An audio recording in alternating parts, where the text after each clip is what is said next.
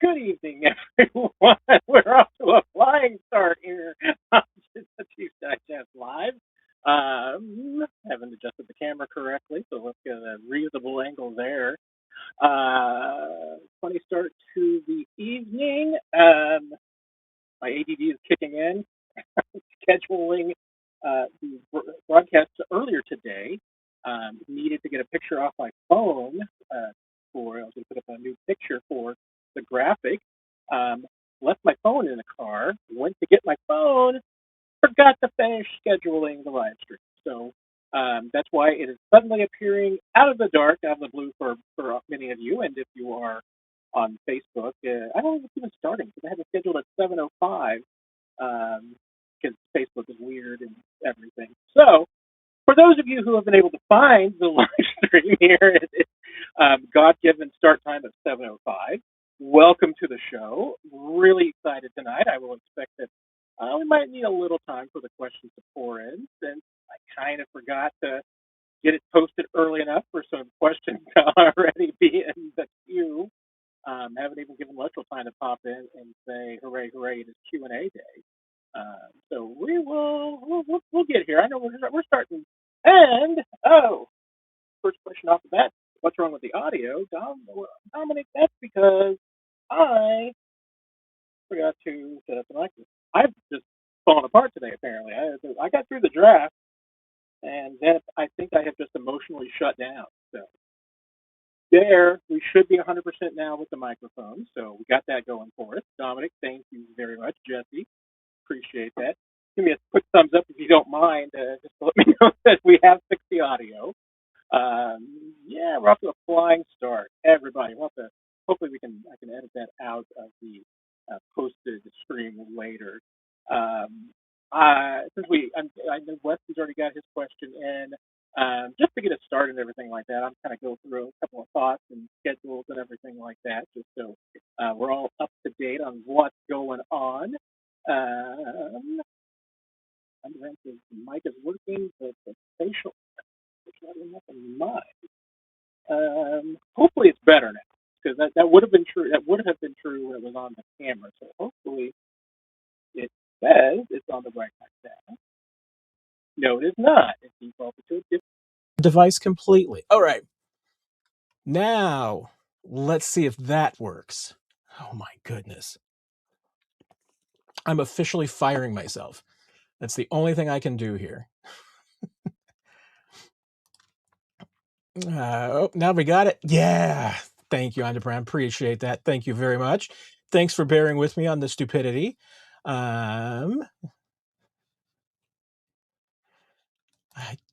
Universal Matt, it's time to shave your head. You will look like a total bad A if you do no Diddy. I don't know. I think there's a reasonable chance, Universal, that I might just look like a escaped mental patient, because I have a feeling that with all the scars and everything on my scalp, that I'm not gonna look like Lex Luthor. I'm just gonna look like a freak. So I don't know if that's a good thing or not. You know what? I'm just gonna start diving into questions, and we'll catch up on monologue moments. I want to actually get to some people's questions on time tonight. So it'll be crazy. Weston can get an answer to his question without having to wait 25 minutes. Let's just mix it up and do some crazy stuff tonight on the live stream. Do you think the Chiefs will add a Cam Jordan or any other players now that they're after the post-comp pick formula date? I'll be honest. I'll be surprised if there's a Cam Jordan type addition. What I'd been hearing all along was that Cam Jordan was pretty much Saints or bust. That he was considering retirement if he didn't come back to the Saints. That he wasn't terribly interested in going anywhere else. Now, a check with some zeros on it can definitely change somebody's mind. So it's entirely possible, but let's look at where he's been at. And, he's coming off a 2-year, $27.5 million contract. And I know he signed like a restructured deal last year that saved the Saints still a little bit of money, but I think he came back for still getting 6.05, plus he had some guaranteed money left over. So he was still making $6 million last year. Cash payments last year was 8.4. Of that, 26 million what did I say? Was it 20? What did I say? 26 they signed for? Let me go 27.5 of that 2-year $27.5 million extension. He got at least 21, 22 out of it. So it wasn't much of a discount or a break that he was given the Saints. He's going to be 37 this year. I get he's still been productive. Like I said, I just got the sense from talking to people around the league that he wasn't interested in going anywhere but New Orleans. I mean, he's been there for 15 years. I understand that.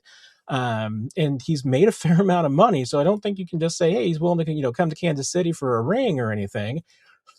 I mean, he's made plenty of money. But I like I said, I mean, I just don't get the sense that Cam Jordan's going to leave New Orleans and come to Kansas City, ring chasing for 1.5 million. I think I think a lot more than that. So I've never had any sense that there's any heat on that.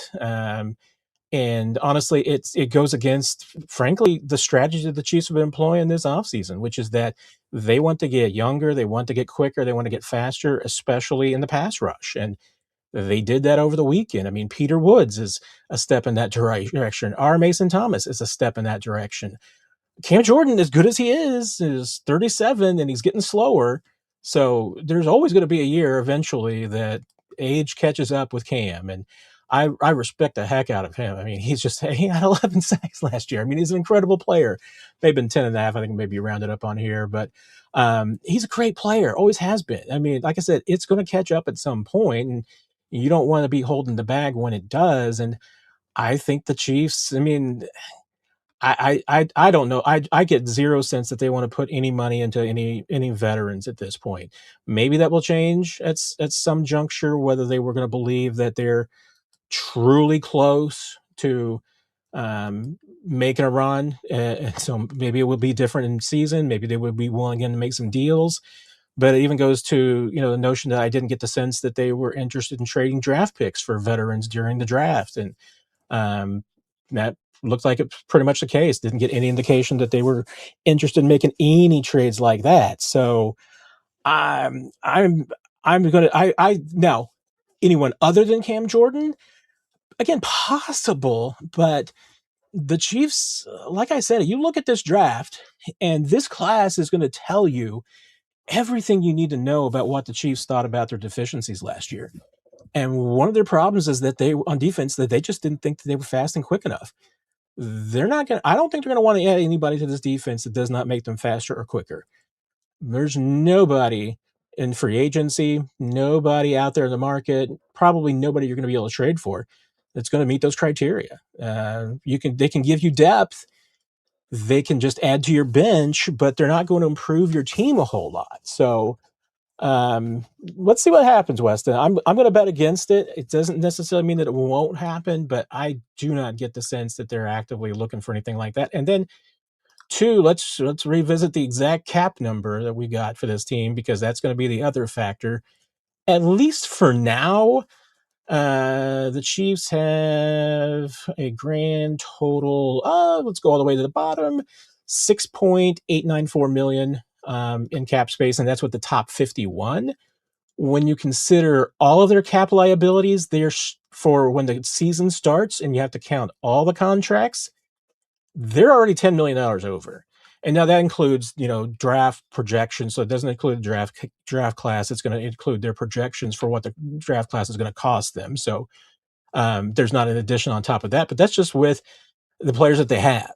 So, and yes, that includes all contracts. So it includes all 90. So you're going to save a little bit, obviously with some of those contracts getting converted to practice squad, et cetera, but you're still going to be adding to it is the point. And you're going to have guys hurt, and you're going to be putting their replacements on the squad. So, even during the season, you usually end up getting 70, 75 contracts that are on the books. So they're at some point going to have to rework a contract or two. They're going to have to rework a Trey Smith or a Creed Humphrey. I just don't get the sense that they want to do it for a veteran. So, like I said, and I always say that, nothing's guaranteed either way. There can always be changes, but I would just be really, really surprised if they changed, because, again, they want to get younger and quicker and faster. And I think this weekend proved that. And I don't think they wanted to reverse course. Mark from X. Appreciate that. Mark chopping in here. Usually we get everything from YouTube, so glad we're getting to X questions. Who are the Chiefs' 3 starting linebackers now? I would expect that you would say it's going to be Drew Tranquil, Nick Bolton, and I'm going with, at this point, I think it's going to be Cooper McDonald. I was asked earlier this week, not Jeff Bossa.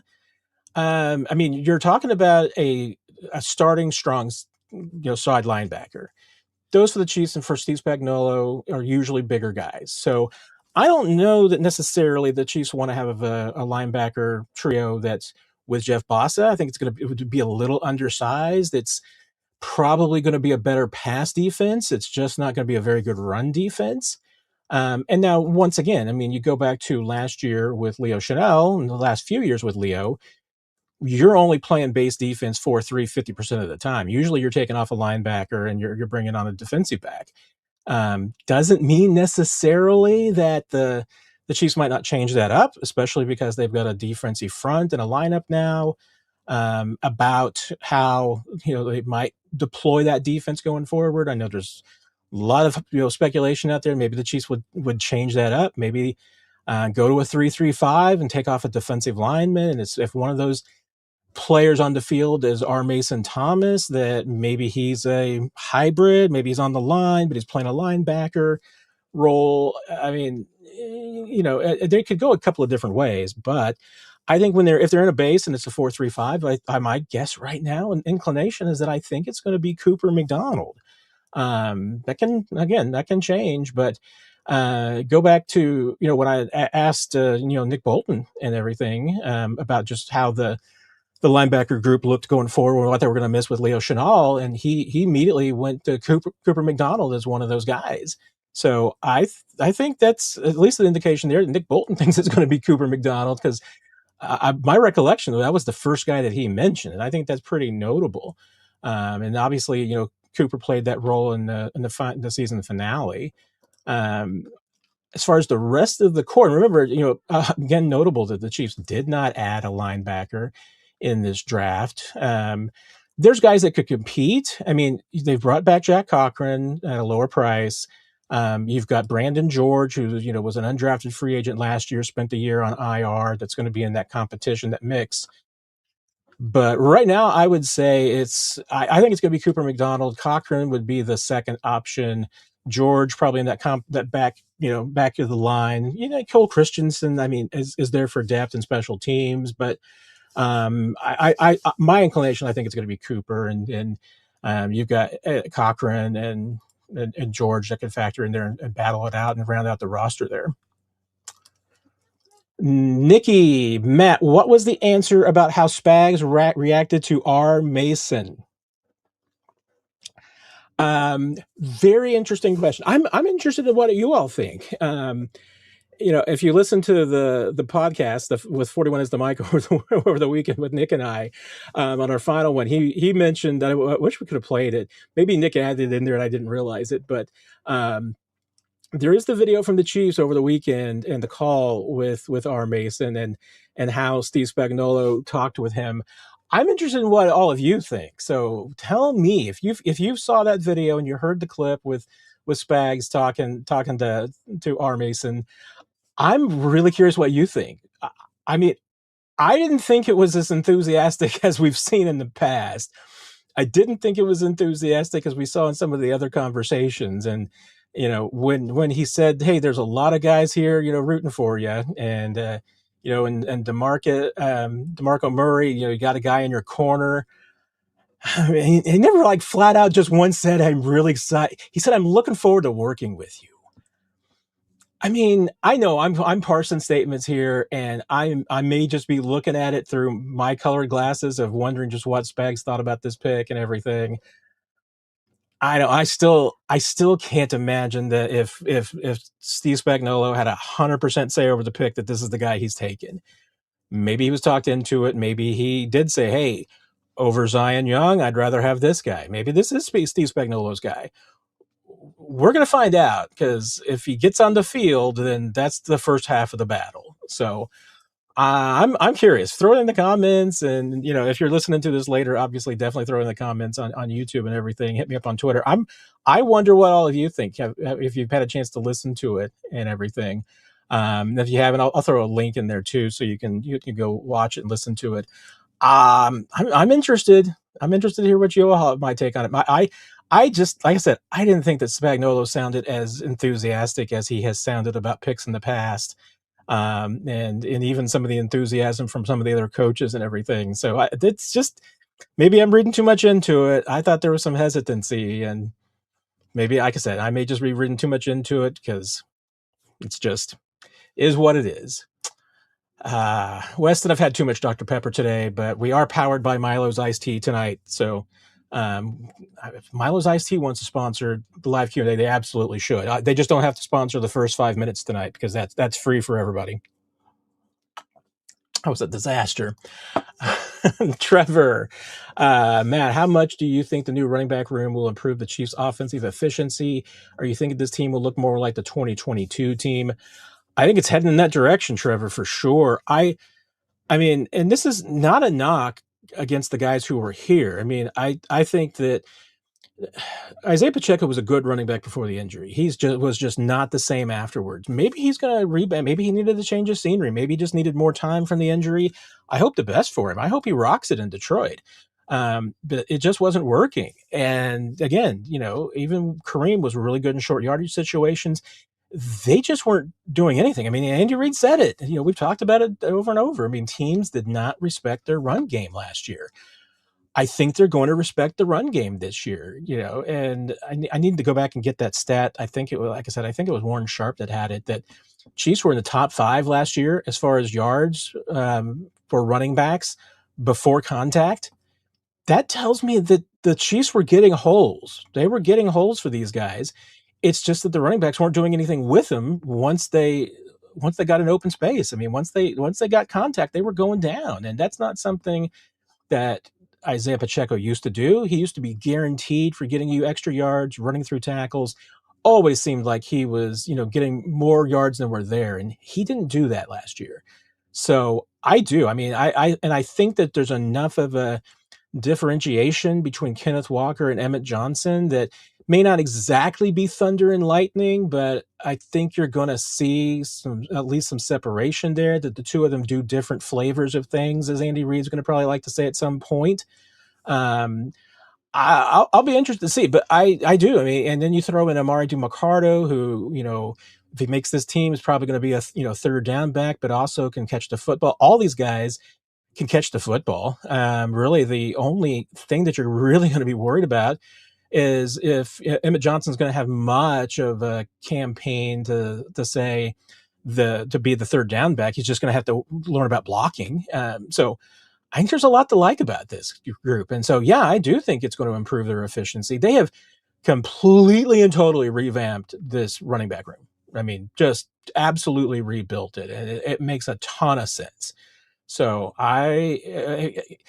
I mean, I think if they can be as good as the 2022 team, I think you'd be happy about that. If you could go back to even 2021, I mean, if DeMarcado and Emmett Johnson could give you the kind of production you used to get from Darrell Williams, I mean, behind Damian Williams and those guys, this could be a really good group. So I think there's reasons to be pretty excited about this and why they should be better. Nikki, you would say Spags isn't happy and our Mason won't be playing much. I mean, that's how I read it too. I didn't think that there was a whole lot of enthusiasm from Spags on that call. Maybe, once again, maybe the Chiefs and Spags are sandbagging us a little bit. But I'm with you, Nikki. I didn't think that was a very good sign at all as far as Spags' reaction on that call.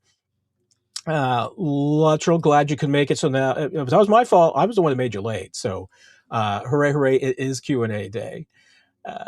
Alex, is there any truth to the rumors of the Chiefs interested in Diggs? That is something that's been floated around out there. I'm wondering if the draft changed that a little bit. And we may even be talking about the different digs. So, because you might be talking about Stefan, and I'm trying to remember. Is Trayvon still the free agent? Is he? Yeah, I mean, because Trayvon's a free agent too. That's the one I'm talking about, and thinking that I think there's more likelihood of Trayvon having some interest in coming to Kansas City. Like I said, I just don't know if the draft is going to change that, and if so, if the Chiefs are going to stick to their whole a younger, faster, cheaper, quicker belief and going through the draft, because they touched corner twice. So I mean, I'm counting in this discussion. I'm counting Canada as a corner for purposes of playing in the slot and everything, and getting Delane. They may be happy enough with the young guys that they have, that maybe they feel like that they don't need to bring in anybody else. But I think there's probably, like I said, I think there's more likelihood of Trevon coming in than Stefan. Stefan's got the legal problems on top of that I just don't think that the Chiefs need to be dealing with right now. I think that would create a whole lot of issues. So, wouldn't be my suggestion there. There's probably a lot of other directions that they could go. Trayvon would probably make more sense, but I like I said, I think that the draft, the way it turned out, might change my mind if I'm Brett Veach about going that direction. And like I said, I don't think this is a rebuilding year. I mean, it might, because Brett Veach has called it one, but then also when somebody else calls it a rebuilding year, he kind of bristles a little bit. So I think it's one of those things where like he can call it a rebuilding year, but we can't. If we're talking about it, probably more like retooling. So I think there's still a long way to go. I'm the Brown. Who has the best speaking presentation skills of the draftees and the UDFAs? Haven't got to meet or talk to or Zoom with any of the UDFAs yet. We'll get to see hopefully a couple of them this weekend.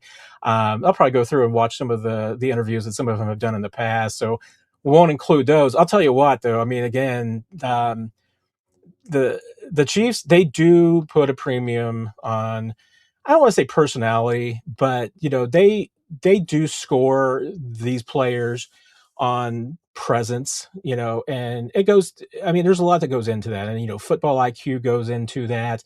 What kind of leaders they are, what their personalities are like. Are they divas? Are they good guys? Or are they worker bees, or just keep their heads down and grind and everything? And so for the Chiefs, it won't surprise you, when you're talking about who are the guys that they love the most, and are their core guys based on not just football, but their leadership skills, their speaking skills, their public relations skills, their leadership skills, all of these things. I mean, Creed, Trey, Bolton, these are the guys that head to the top of the list. Mahomes too, for sure.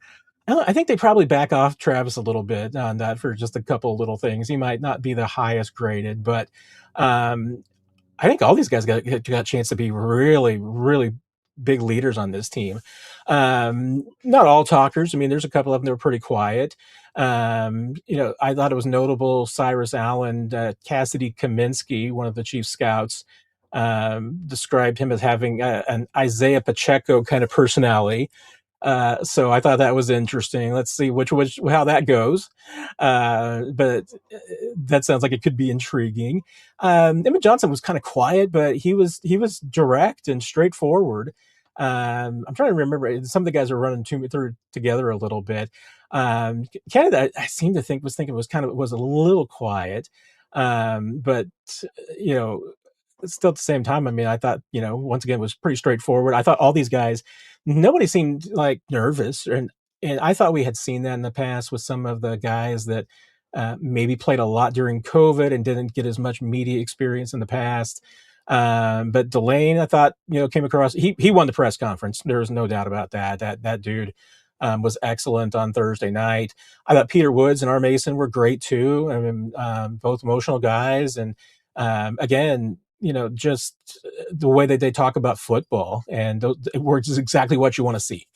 Nick Jacobs asked some great questions of them about what they love about football and what's the driving force behind them, and both those guys, all three of those guys, their first three picks gave terrific answers. So there's no, I mean, and here's kind of the cynical analysis of this, on Brown, is that when us media types are talking about these guys, when they're done the phone calls, we'll talk about, hey, we're looking forward to this player because this guy's going to be a good talker, or oh, this one, nah, that's not going to be the quote guy. That's not going to be a guy that you go to for quotes very often. We loved every single one of these guys. I mean, there was nobody that was a bust from a media standpoint. We were all pretty pleased with all of them. A couple of them, we even mentioned and said that, hey, don't change him. Don't do anything. Sometimes players will talk great when they do their first pressers and their first Zoom appearances and everything like that, and then once they go through their first NFL media training, all goes away. All these guys, we were like, don't change them a bit. These guys are going to be great in the locker room and great at the podium, so let's keep it going. Alex, do we see more of Jalen Royals this year? I sure hope so.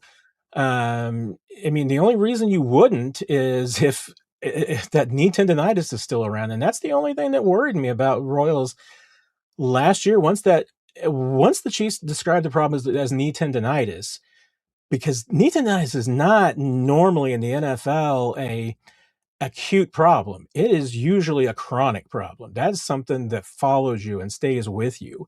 And the fact that he was already having that rookie season was worrisome, and the fact that it just never seemed to go away most of the season was worrisome.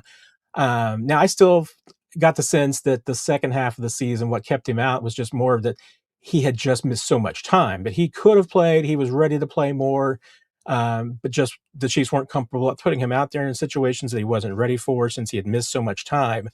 But you need to see more of him this year. Even if they go out, and that's the one position that I do think that they probably do need to go out and get a veteran, at least somebody that's got some more experience. I mean, you could fill out 6 receivers with what you have right now, with Royals being like your 4th. Cyrus Allen makes the team as 5th. Honestly, I mean, if those are your 5 receivers, I think you still need Nico Remigio as a return specialist, because none of these guys in front of you solve your problem. You're not going to want to expose Xavier Worthy to too many hits, returning kicks or anything, especially on punt returns, which is what he's more equipped for. Cyrus Allen's not a big guy. You're not going to want to have him, and he's only returned 12 kicks, I think it was, at Louisiana Tech, and that was 3 years ago. So not a ton of experience there.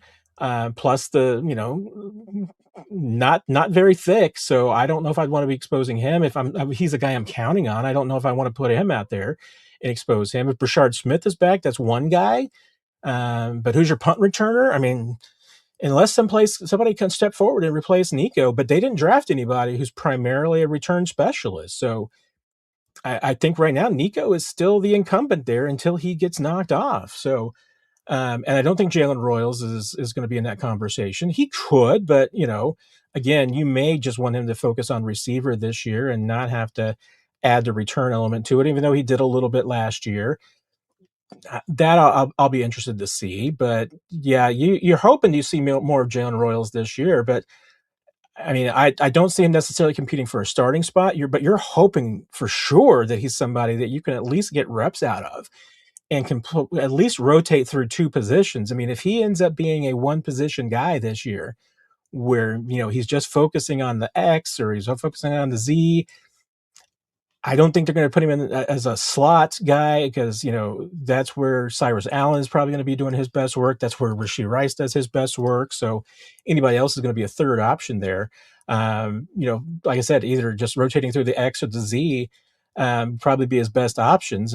But you need some snaps from him. You definitely do. You need to step up.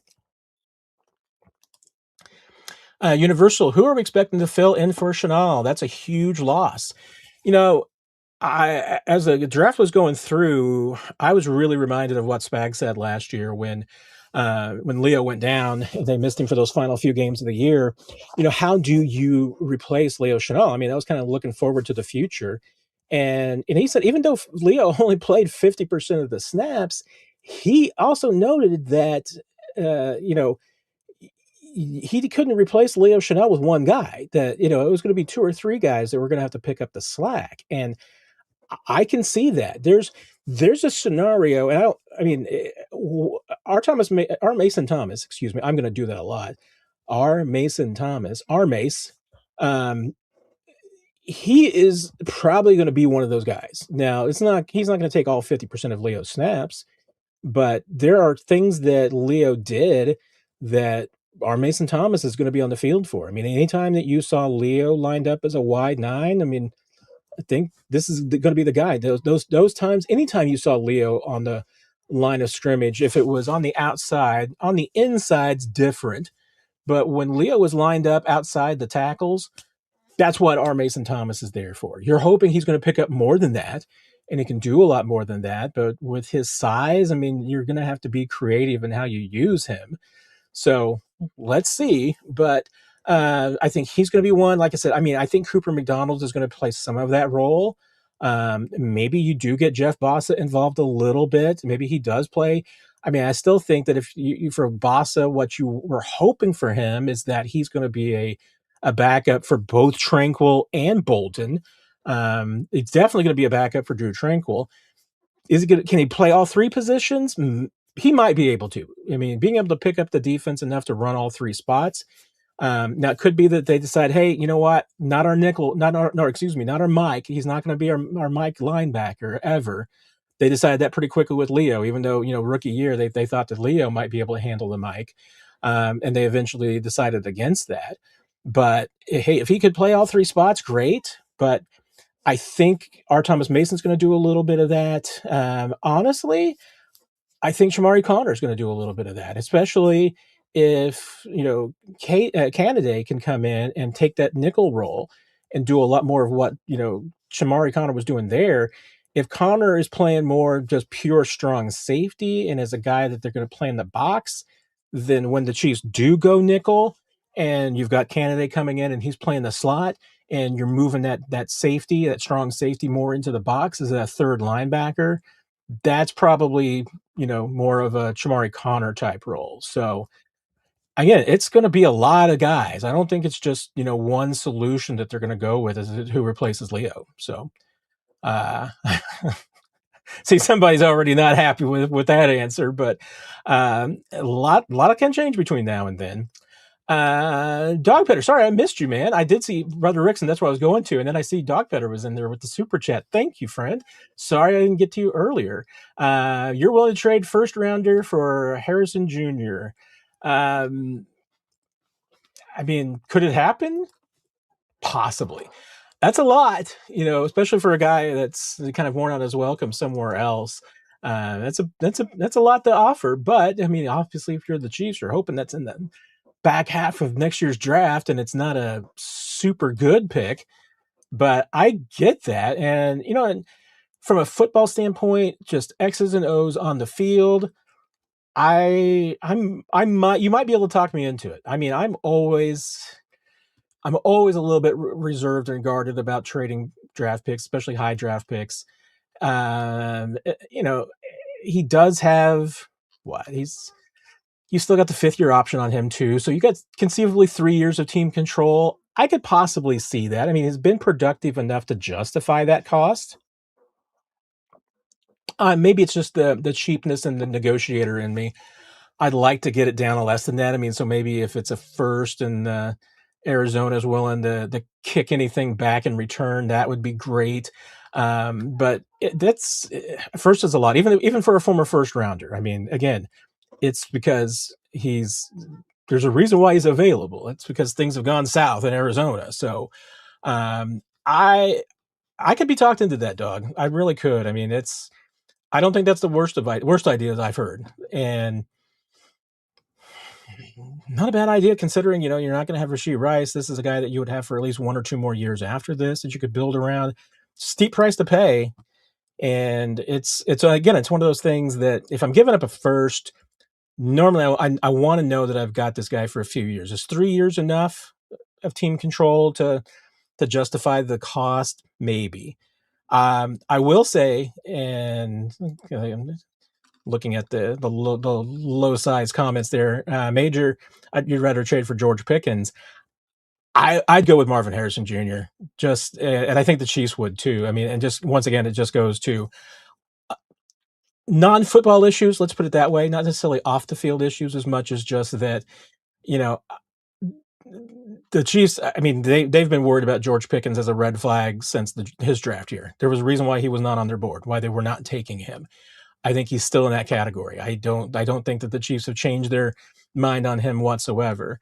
They weren't in a condition to ever consider getting Marvin Harrison, so never really talked to anybody about what they think of his personality or his non-football issues or anything. But I think that would be I would much rather bet on, especially when you talk about the cost and the availability. I mean, George Pickens is getting to the point where you got to pay him. You at least have some time on Marvin Harrison Jr. So I'd go with Harrison before I would go with Pickens on that one.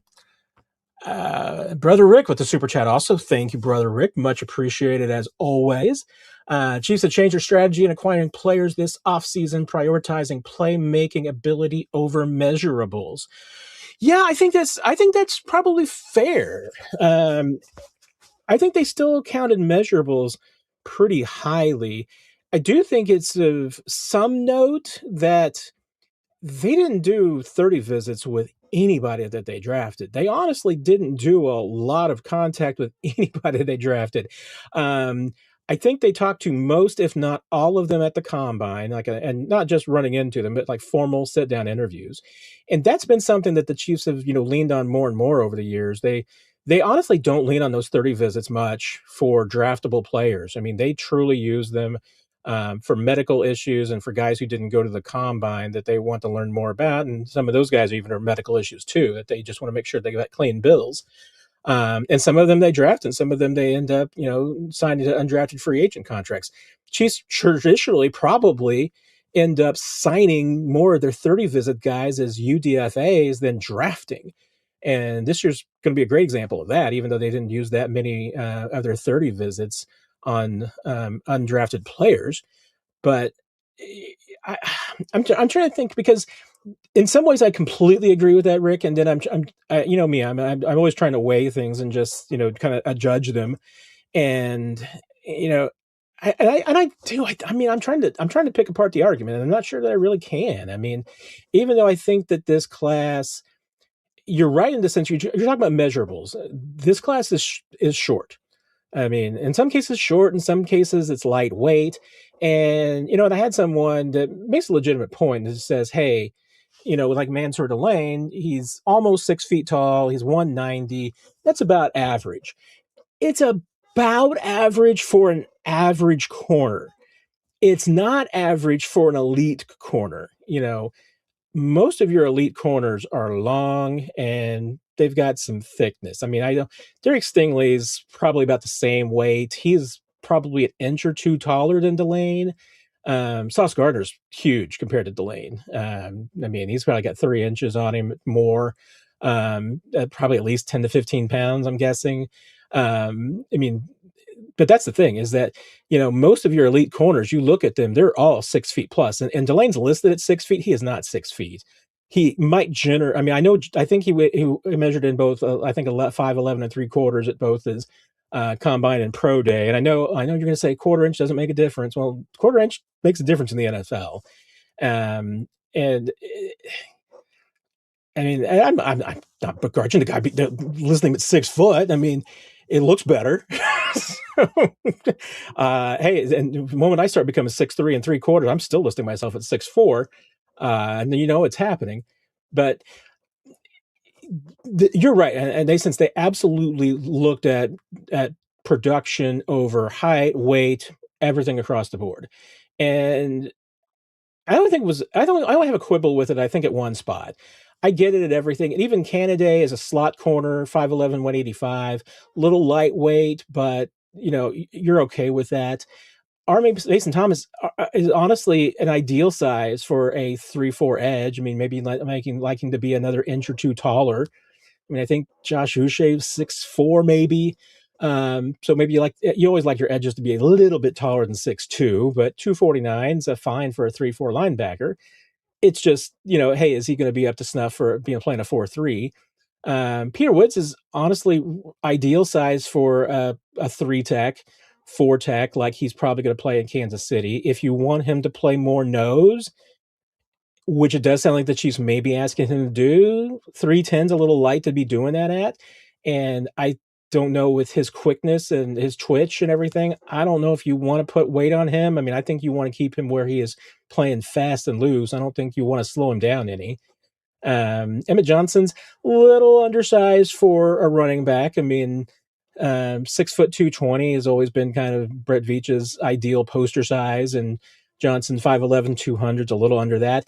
My only quibble, well, two quibbles. One, I mean, I'm not going to quibble over a 7th round quarterback. Garrett Nussmeier, I know I've seen some place that has him. I think I know he weighed in. I don't think he did anything at either pro day or combine, but I feel like he weighed in, and I think he was under 6'1" at both those places, but he's listed at 6'1", 205. That's undersized for an NFL quarterback. It's a 7th round quarterback that you're hoping becomes a serviceable backup. I mean, you're not drafting him to be the face of your franchise, so I'm not going to quibble over that. And I'm not going to quibble over a 5th rounder this year, but the Chiefs 5'11", 180, they got 5'11", 180 wide receivers just laying around, all over the place now. You can't swing a dead cat without hitting a 5'11", 180 receiver in the NFL. I mean, they're available everywhere. You can find them. They're cheap. They're absolutely. I mean, I would have been almost happier if the Chiefs had drafted a 6'4", 270 wide receiver instead, because at least the guy'd be 6'4". They need something they don't have. And that was one of the things that I think excited you about Jordan Thomas, and was the one thing I heard consistently, people saying about if the Chiefs drafted him, I'm already messing up him. I'm forgetting everybody's name that the draft is over. But if you had gone with that guy, you're getting a bigger target that, you just haven't really had, a guy that's kind of like Sammy Watkins that you haven't had since Sammy Watkins. And that would have been interesting. Cyrus Allen, I mean, maybe he's going to be a good receiver. I mean, there's some beige flags there and everything. But again, that's really available. You got like 4 of these guys on your roster right now. I mean, I could go out right now and probably sign you 6, 5'11", 180 receivers, and one of them is probably going to be halfway decent. I mean, not great. Number 6 receiver quality. I wouldn't have to work too hard at it. And so that's my 2 cents. So, and while I did that rant, Anthony came in with the super chat. There you go. I just need to do more rants, and people are making super chats to shut me up. Thank you, Anthony. I think Ryan Williams next year for the draft. Man, here you did a super chat, and I'm going to have to admit that, I mean, I'm too exhausted from this year's draft to start thinking about next year's draft. I am going to look him up for you, though, just because, and at least that, I'm not falling for any tricks here, because it was actually already coming up as the, Alabama? Okay. Oh, yeah. Okay. I should have probably known who you were talking about there. I mean, I can't even remember the kid from Ohio State that's going to be coming out next year, that Xavier Worthy was all mad about last year, because he was like, hey, I'm just as good as that guy was, and nobody talked about me like that, and he probably had a valid point. So yeah, hey, if he, depending on how good of a year the Chiefs have, if they go 6-11, he's going to be in the ballpark where they could get him. If they make the playoffs again, yeah, they're not going to get that dude. But hey, Anthony, you got a good eye. I'm with you. That's a good choice. All right, now you all are rolling in with the questions, so I'm going to have to speed things up to make sure we get you all in. So I'll try and still do you all justice here. I think we left off, with Universal asking about Leo. Daniel, not sure why there's so much concern about the Mason Thomas pick. When Spags was head coach in St. Louis in 2011, he drafted Robert Quinn, who was primarily seen as a speed rusher coming out of college. And I'm probably, it's not the speed so much as I'm just trying to remember how big Robert Quinn was, because I feel like he was a big dude. I could be here. Well, 6'4", 245. I mean, that's smaller than I was thinking he was. I mean, I would feel better about the R. Mason Thomas pick if he was 6'4", 245 rather than 6'2", 245, 249. I'm gonna say, I'm trying to remember who was his who was helping him out there. Oh, Ken Flagel was his defensive coordinator. I should have remembered that.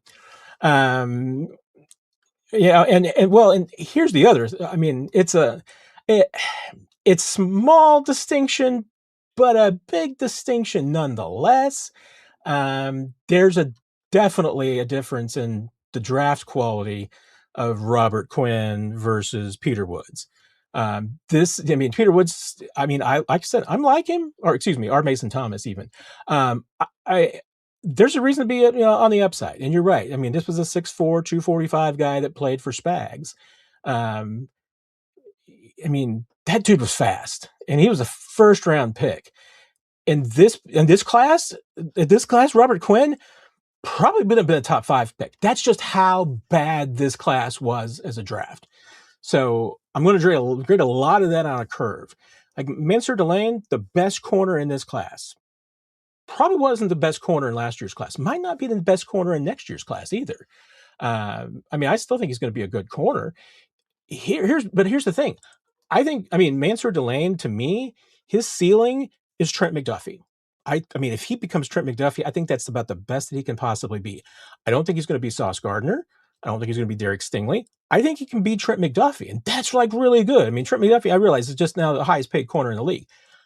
I think that Trent McDuffie is one of the top 5 corners in the league. He's that good. And obviously, when those guys got a chance to get more money, they're probably going to make more money than Trent McDuffie. It's all this just changes and is cyclical.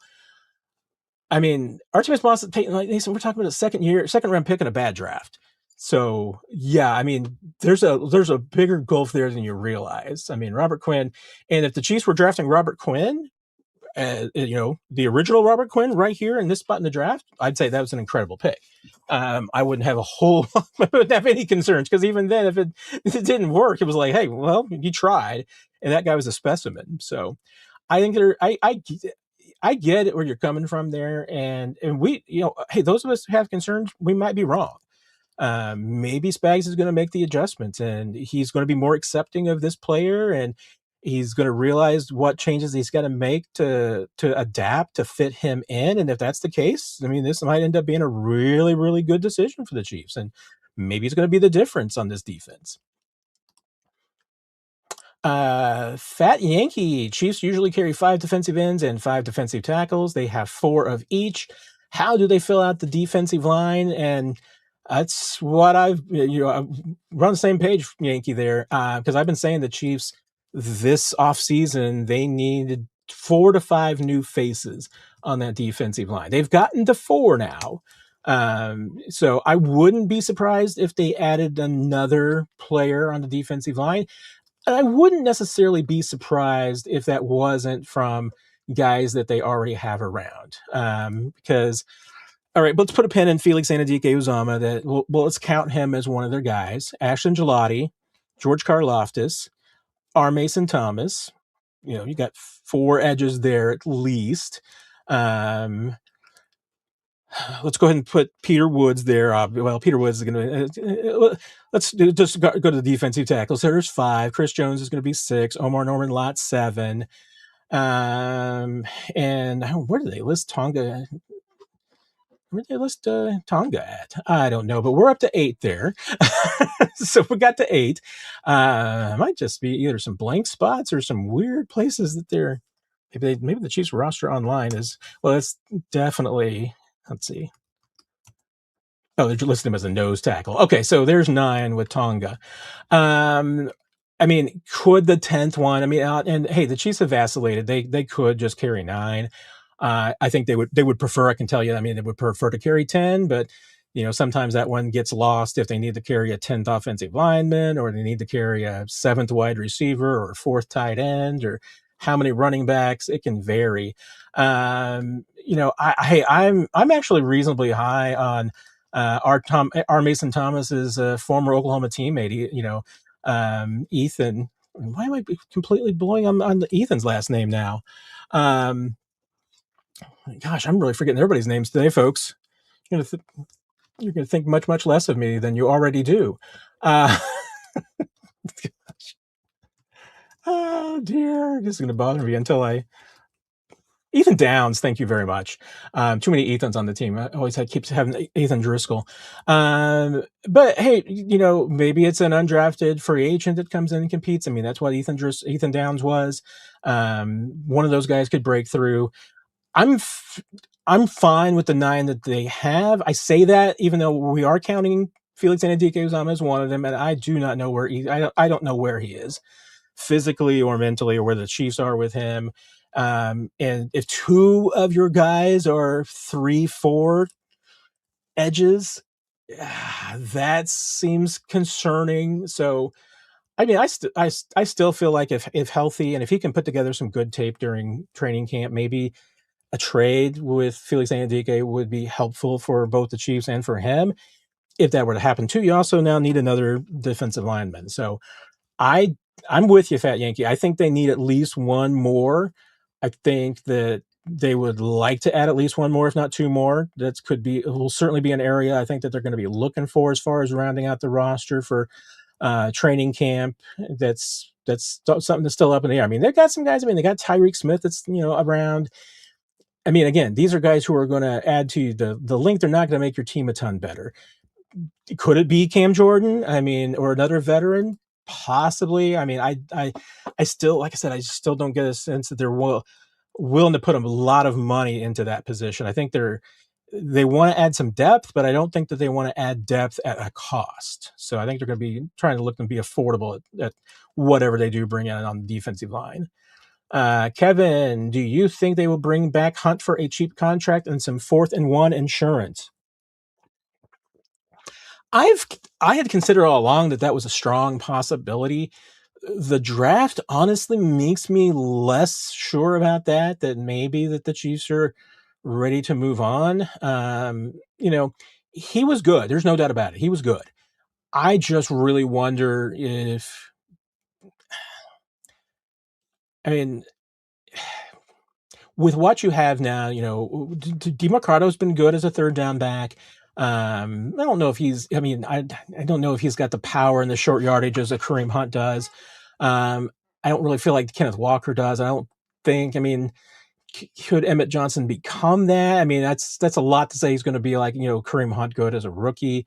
I mean, there is the outside the box crazy part where, that you give Peter Woods the ball in some of those Kareem Hunt situations, since he did that in college and was pretty darn effective at it, had a couple of touchdowns. And I think he had 8 rushes and picked up 5 or 6 first downs and had a couple of touchdowns. So he's a possibility. I mean, he lined up had 15 or 16 snaps in the backfield in his college career. So it's not the craziest thing.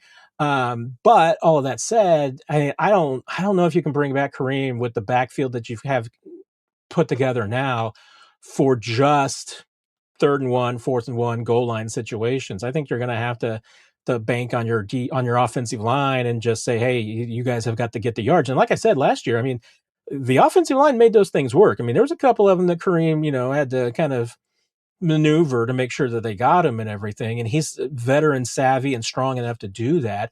But I think also the problem with Kareem is that he showed last year that might be the only club he has left in the bag.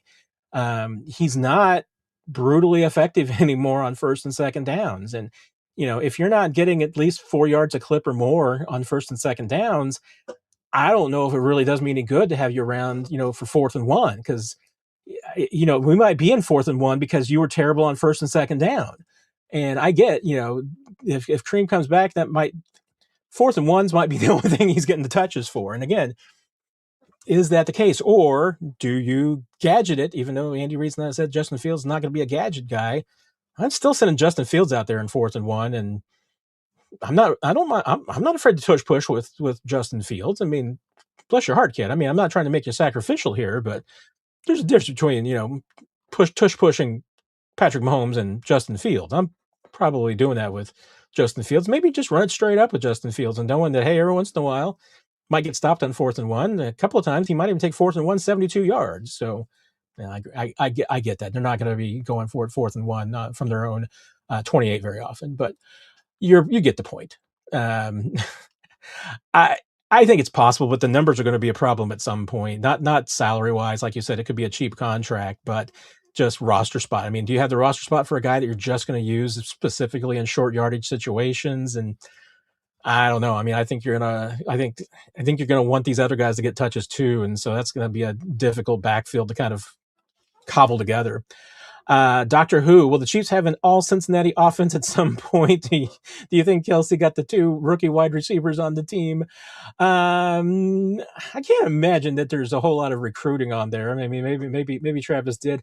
Honestly, I mean, I would love to know a little bit of playing in Arrowhead help those guys out, because I'm assuming at this point that every one of the Chiefs scouting staff members took advantage of that game being in Arrowhead and scouted that game. And honestly, some of the guys that play in the front office probably don't get out to watch that many games. I mean, the scouts, yeah, they're the ones that are on the road and they're scouting these games. And periodically, I would expect that Brett Veach is sneaking out to some games that we don't know about and everything. But by and large, I mean, the guys that are part of the pro staff and everything, I mean, they're getting ready for a game the next day, so they're not usually on the road. So that might have been a unique opportunity for them if they were.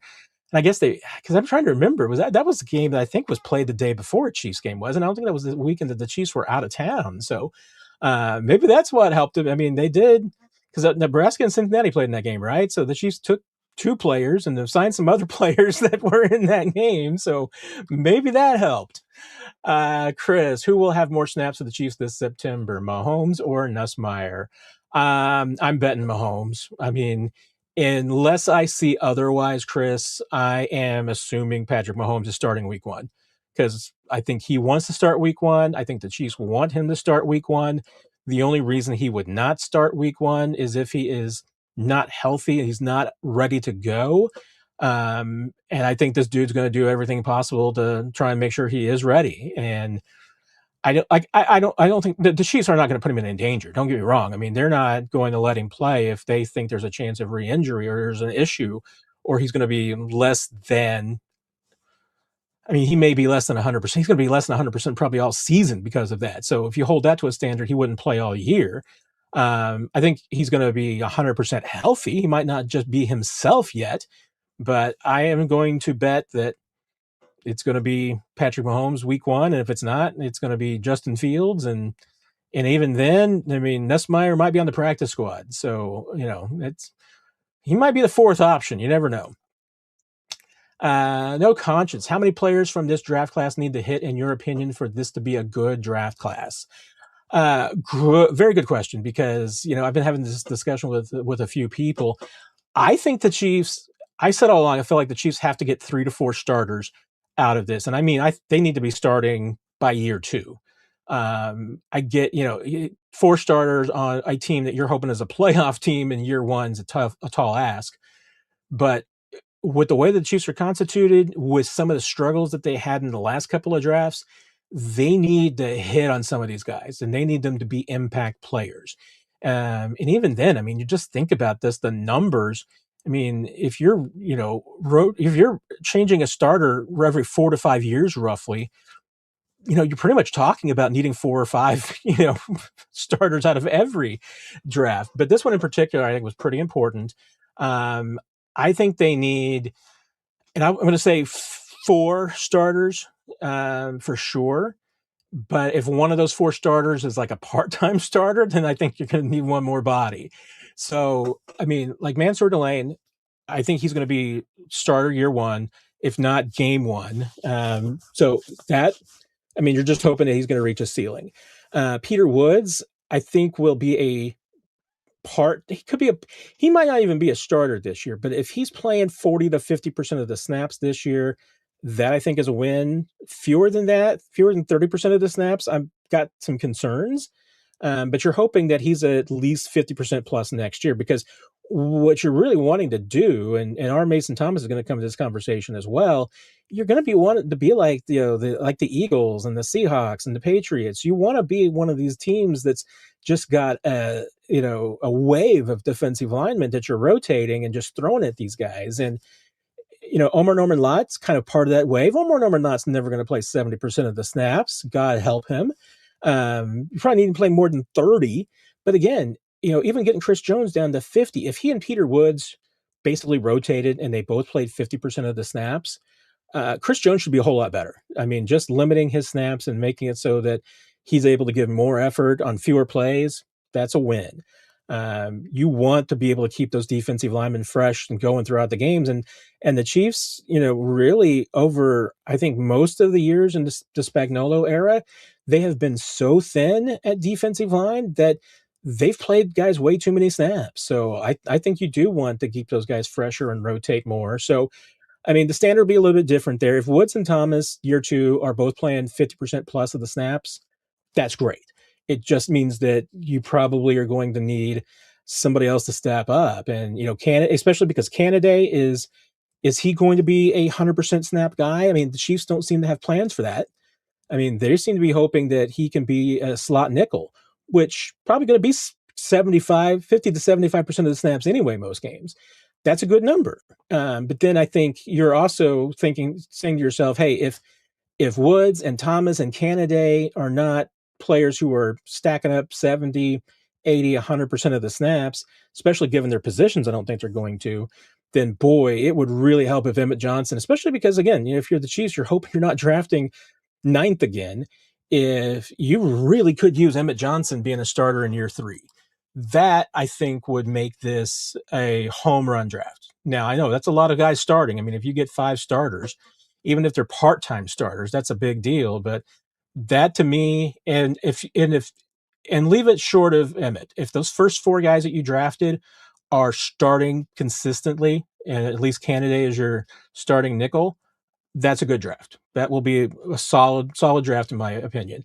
If you add Emmett Johnson to that, and he's a guy that's, like I said, can be a starter in year 3 when Walker's contract is up, and you can walk on that and go with Johnson as the cheaper guy for 2 years, that's a win.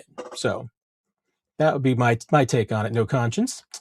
And Cole over here with the super chat. Thank you, Cole. You wouldn't rule out Kareem for a vet minimum or practice squad. I think he can offer some good pass pro and vet leadership. Seems like he wants to be a Chief only.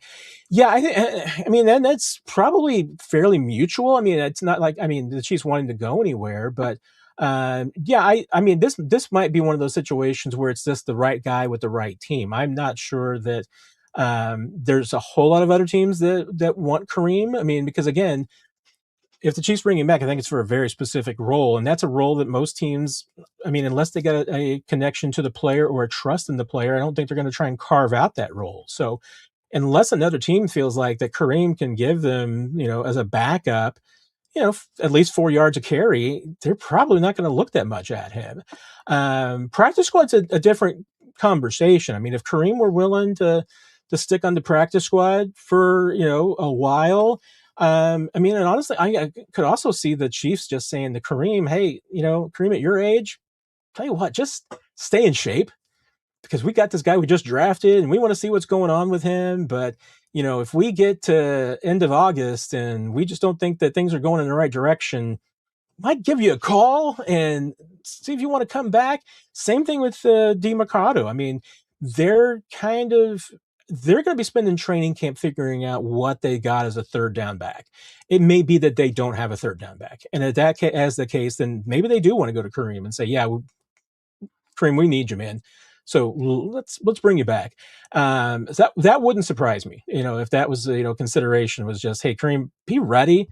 And, hey, your age, man, missing some weeks of camp wouldn't be the worst thing in the world. And maybe you don't even want to go to St. Joe at all, but we'll call you when we need you. And there's a decent chance that we might need you. I could see. And hey, if Kareem wants to,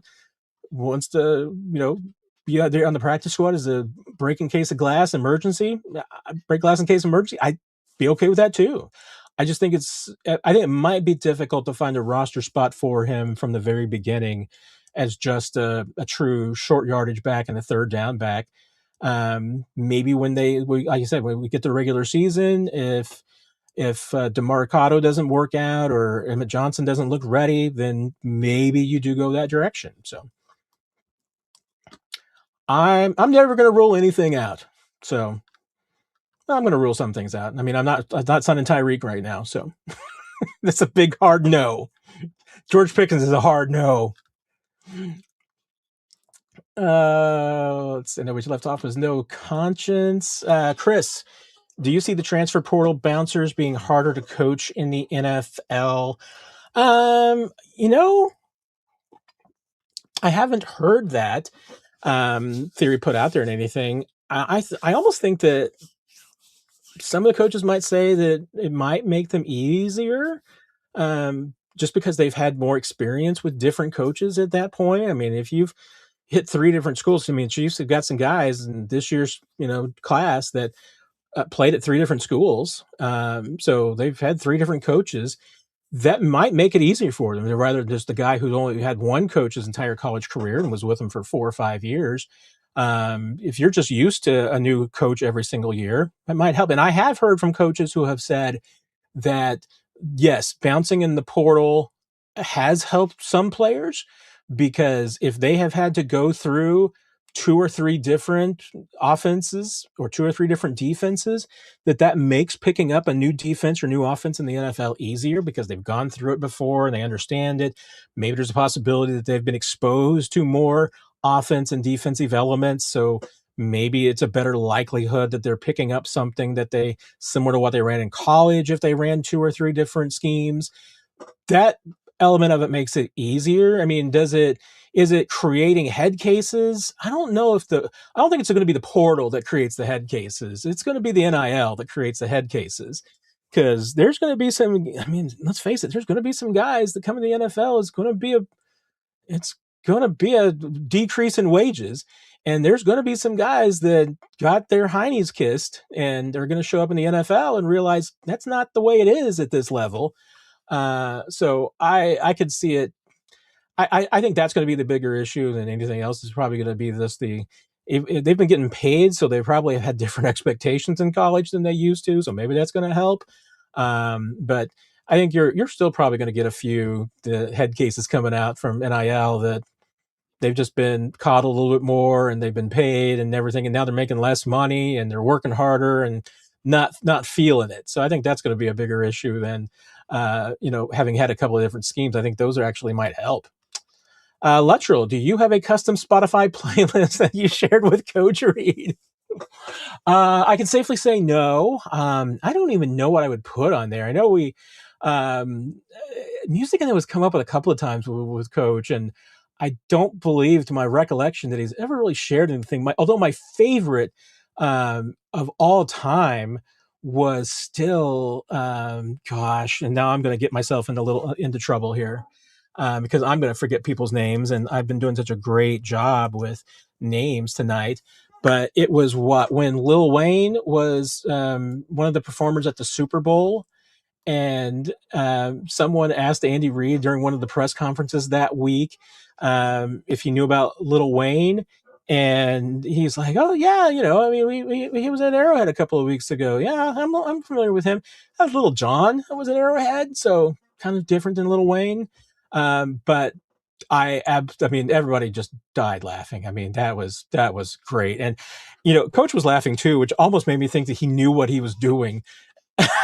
Or he just realized that he had no idea what he was talking about and rolled with it really well. But I don't know what Andy Reid's favorite music is. I mean, I'm assuming it's the Beach Boys or something, growing up in California in the 60s and everything.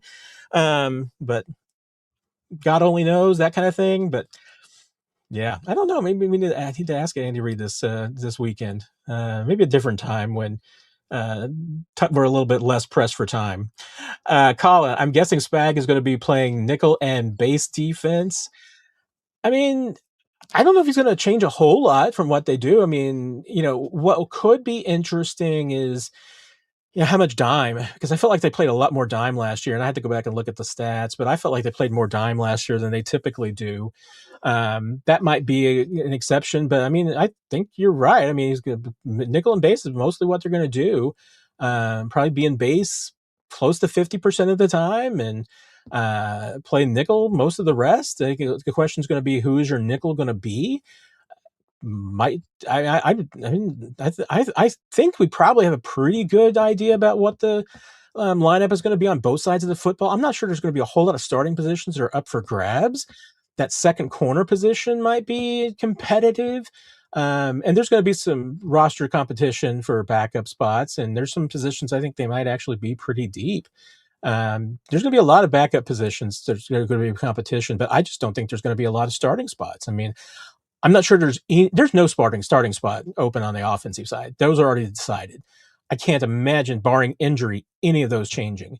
At one of the corner positions, the slot position, probably a little undecided. That third linebacker spot, I mean, I think by and large, you probably know who your starters are on the defensive line.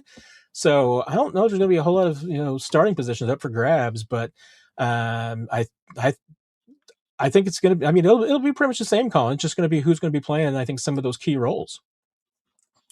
No conscience. Which player from this draft class do you think has the potential to have the biggest impact if they reach their potential? Ooh, thinking about that one.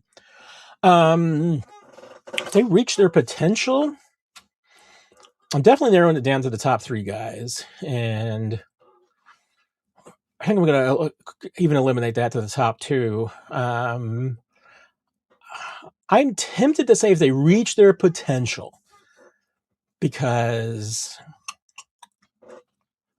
I mean, Delane, I mean, I think his potential is being a top 5 corner. I don't think he's going to be a top 2, top 3 corner. Could be, and it's a fine line, but I think, if he reaches his potential, then I think you're definitely talking about him. And you're probably saying a lot of the same things that we say about Trent McDuffie, that, hey, Monsieur Delane is one of the best corners in the league. And if he were 6'1" or 6'2", he'd be the best corner in the league. Peter Woods, if he reaches his potential, and I think that, I mean, here's the thing is that, I mean, I think it's a lot more likely that Monsieur Delane reaches his potential than Peter Woods. I mean, Peter Woods, I think, has a slimmer chance to reach his potential. But, hey, if there's a 5% chance that Peter Woods becomes Chris Jones, that's a big impact. I mean, if Peter Woods is a guy that can go out there, if you told me right now Peter Woods is going to give you 10 to 12 sacks one year, and consistently kind of be around that, and he's going to be Aaron Donaldy, as we heard over the weekend. I mean, if you told me Peter Woods is going to be Aaron Donaldy, then he's got the chance to make the biggest impact if he reaches his potential. That would be ridiculous. So he's the guy I think I'm going to go with. Tim with the super chat, thank you very much. Only one question: are Mason Thomas or aren't he? Okay, that might even be better than Nick's observation. That he just keeps thinking that our Mason Thomas sounds like a church, which was making me think about what is it? Our Sisters of Sorrow, because that's the church that's going to be over there by the new Royal Stadium. That's like literally going to be, I think, in the right field bullpen.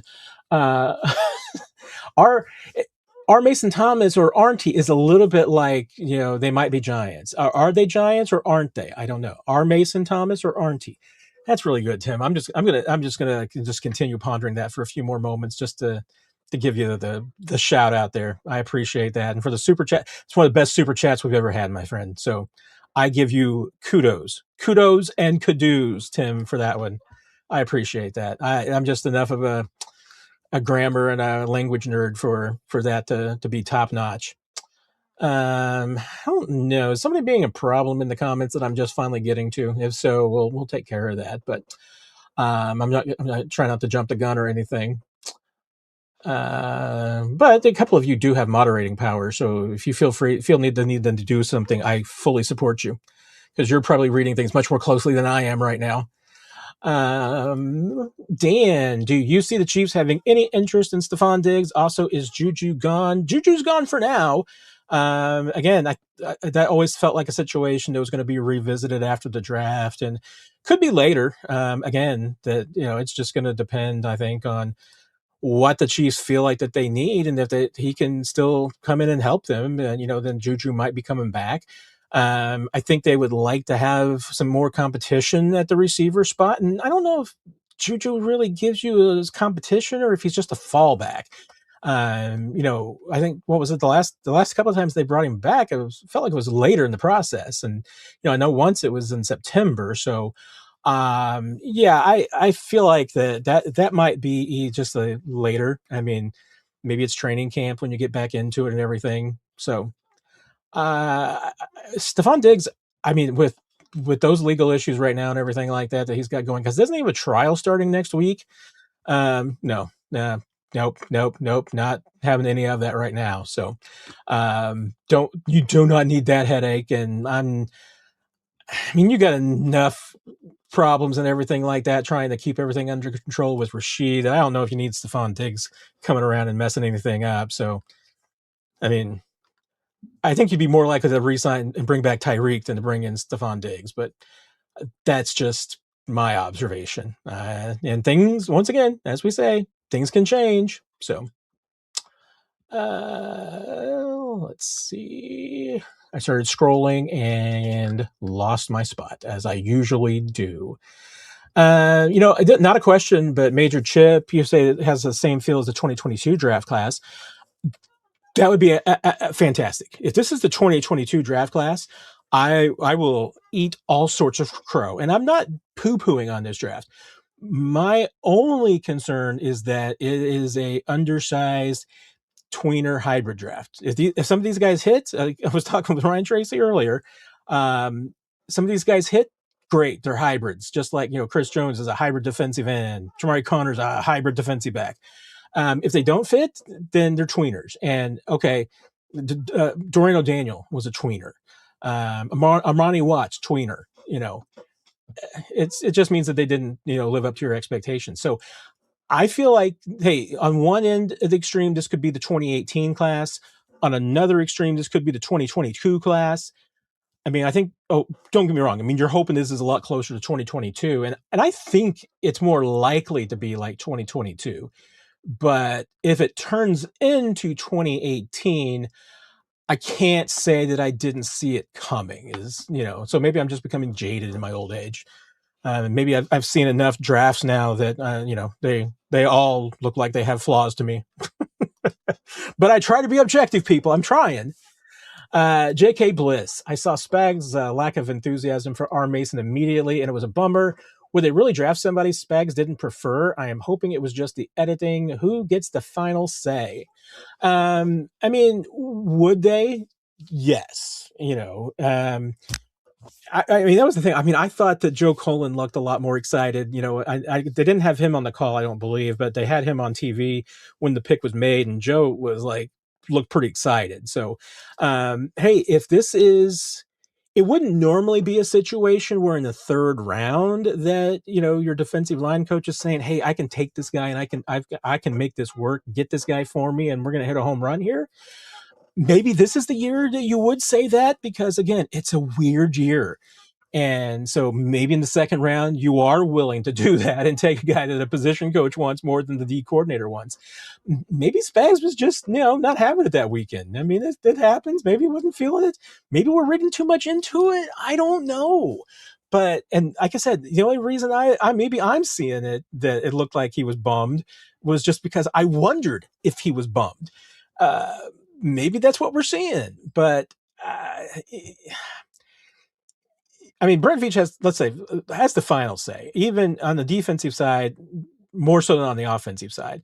But remember, I mean, the way that they do things is Brett and his staff narrow it down to the players that they like, and then they give them the tape to the coaches, the coordinators, the head coach. They give them that tape for them to break down and look at the different players and break everything down and choose who they like of the players that Brett Veach has given them.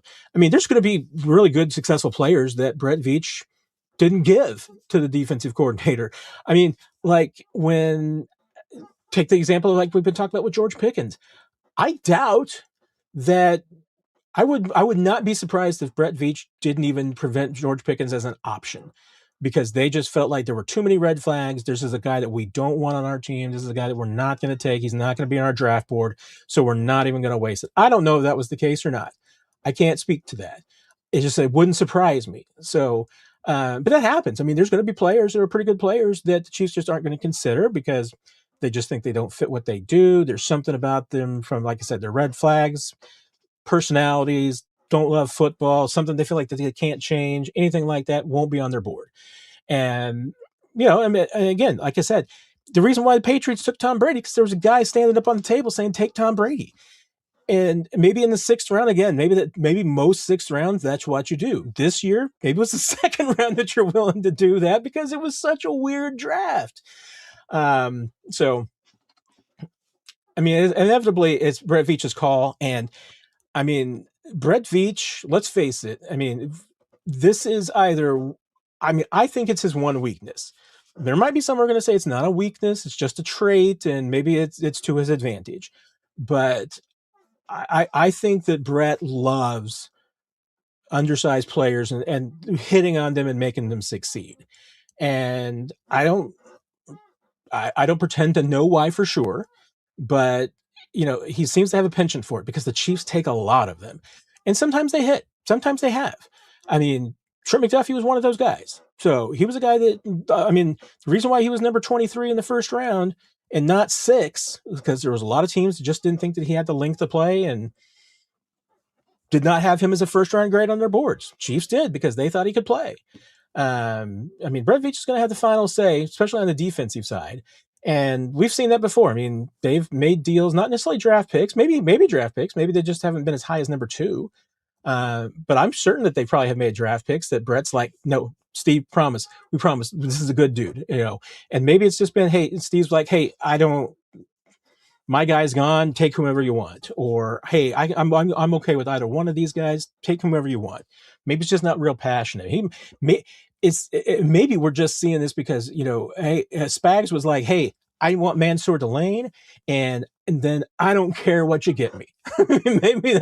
Maybe he was like, hey, get me Delane and Woods, and then I don't care who else you draft. Those are the only 2 guys I need. Maybe that was it. But we'll get to hear from Spags here in a couple of weeks, and it will come up about what the enthusiasm is and what the draft process was for our Mason. And I mean, I don't expect anything earth shattering. I think he's going to give the team answer. I don't think there's anything wrong with that, but the proof is in the pudding. We'll see who gets on the field, and we'll see who gets opportunities, and that's how we'll know hey, who was on board with the pick and who wasn't. Cole, Matt, do you think there's a chance they brought? I guess I already had that one. I'm sorry, I was skipping around. My apologies. And did dogs? And hey, Major Chip, you're right. Do you want Spags to jump up and click his heels? Joy, I mean, he could. I mean, no, I don't expect him to. He just, like I said, he seemed a little bit more excited about Mansour than our Mason. But I'm ready to admit we might be reading more into this than we should. So. JR, I don't mind Nussmeier as a developmental backup, but are the Chiefs going to use 3 spots on quarterback in the 53 to keep him off waivers? Using a draft pick suggests that they think other teams wanted him. You're right in that using a draft pick does suggest that some teams were interested in signing him as an undrafted free agent. And the Chiefs drafting him indicates that they knew they couldn't outbid somebody for him. Now that can change. I mean, because again, it's for the same reason you're talking about. Keeping because if another team wants to claim him off waivers, they're going to have to put him as the 3rd quarterback on their roster. So it's the same question there.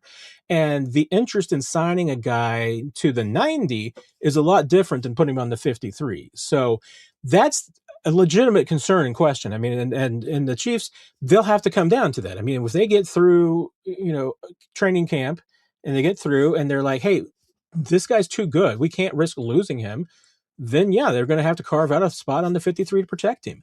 If they think that he's going to clear through waivers because he hasn't shown enough for another team to justify putting him on their 53 as a third quarterback, then I think they'll probably try and slide him through. I mean, it's not unheard of. It's happened before. And honestly, once a guy's also if clears waivers, doesn't mean he's going to come back to you on the practice squad. He could decide to go to somebody else's practice squad. So there's a lot of risk with it for sure, depending on how the next few months go and whether or not the Chiefs feel like keeping him. There's also, again, hey, a team might be willing to throw a few more guaranteed dollars at a player to lure him onto the practice squad, but doesn't necessarily mean that they want to commit that roster spot to a guy that they have health questions about. Maybe they wanted to get their hands on him just to see if that injury and or cyst on the spine, whatever was causing the issues, maybe they wanted to get their hands on him themselves to be able to see that and work him out and get all the medicals done and see him over an extended period of time. Who knows? But you run that risk. And here's the thing. I mean, if he's good enough to justify a spot in the 53, then you're gonna put him on the 53. If he's not, then there's a decent chance he gets through waivers. So I don't know that it would necessarily be a huge loss either way, because I think it comes down to if he shows you enough potential that he's worth keeping as a developmental quarterback, you're not going to be upset about putting him on the 53.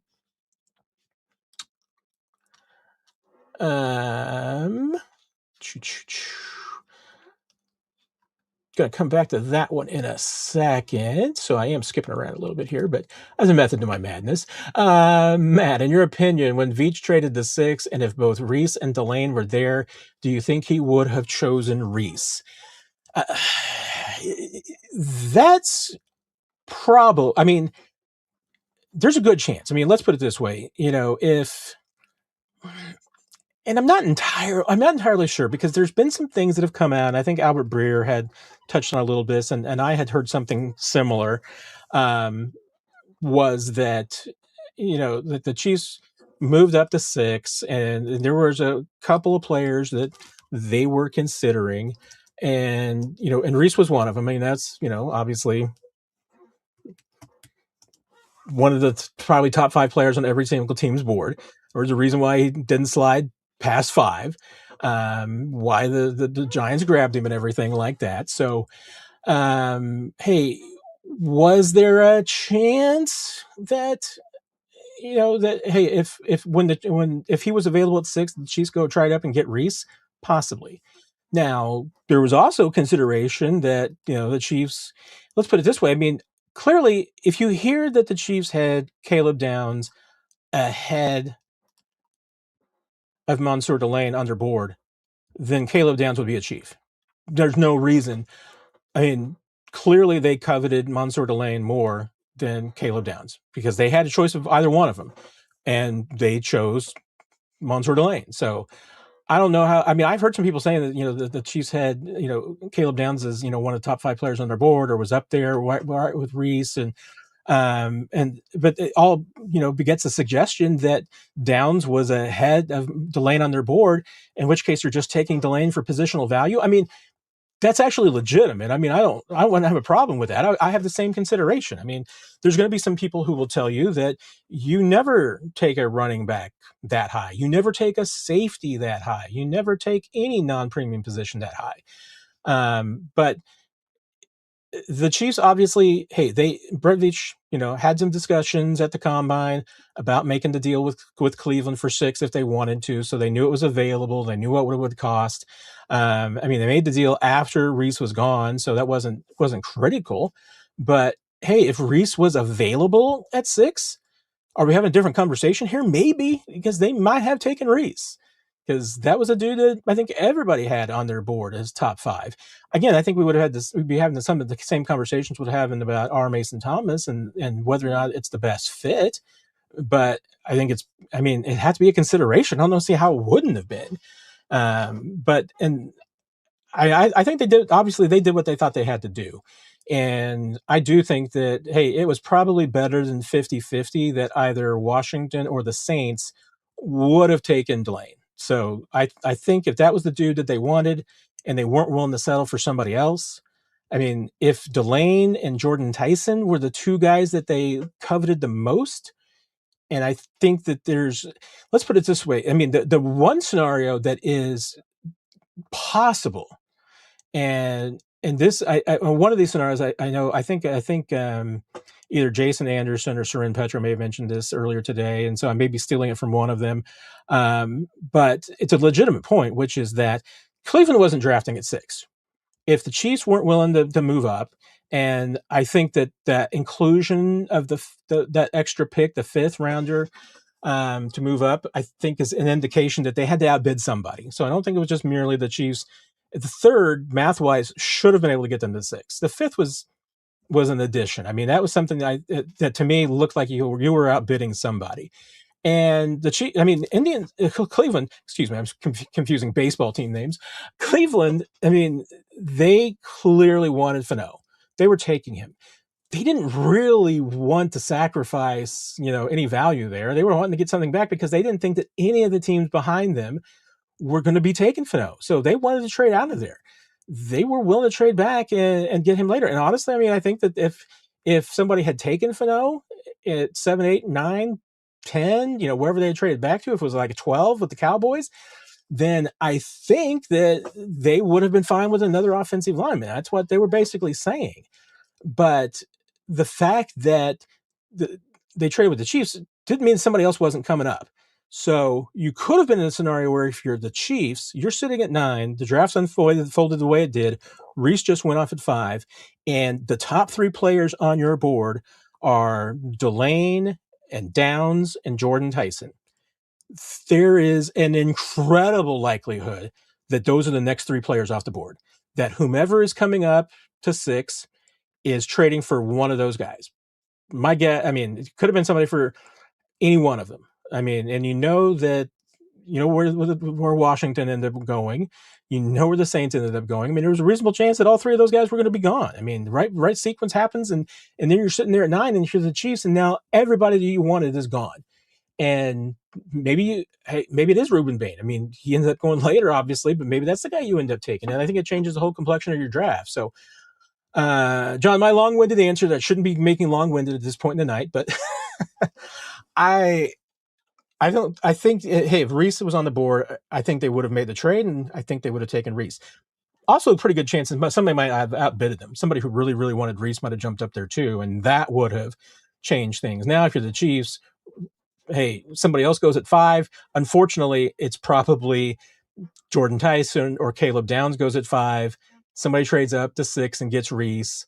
Washington makes their move. They do their thing. Saints do their thing. And now you're once again exactly where we were, talking about Chiefs not having anybody they want still on the board anymore. So no matter how you slice it, I mean, I think that the Chiefs made the right move, to get what they wanted. I mean, it's going to obviously, hey, if it's the correct decision, time will tell. But I did think going into the draft that day that if the Chiefs wanted the player that they wanted, I felt like they were going to have to trade up to 6 to do it. And that's exactly what they ended up doing. JK saw Spag's lack of enthusiasm. Oh, you know what? I was jumping around like crazy. I already answered that one too. I apologize. What am I doing here? Well, John had a second question, which is a wonderful question too. Curious as to why the Chiefs didn't draft a player from Mizzou. Exactly, John. Why not? I mean, I'm always going to have R. Mason Thomas and Zion Young connected. And I mean, I'm not going to be a jerk about it or anything. I'm just saying that if Zion Young has a better career than R. Mason Thomas, I am going to remind a lot of people about it over and over and over again.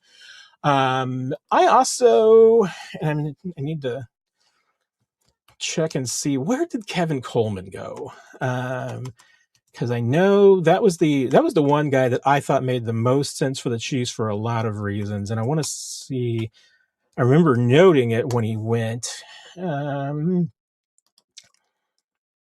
He was at 177. And so, gosh, that was right after Cyrus Allen. Oh my gosh, things were happening so quick there. I thought Coleman went before. Allen. Now I'm even more mad. Hey, they're almost the same size. So, my size complaints about Cyrus Allen would not be relevant here. I mean, because they're pretty much the same size. Coleman, I know, is actually a little bit, I think, shorter than Cyrus Allen Coleman is, but he's got a lot more return experience and he's got that receiving upside. So I thought Coleman made a lot of sense for the Chiefs. And now that I know it's 5, I'm going to be watching those two guys too.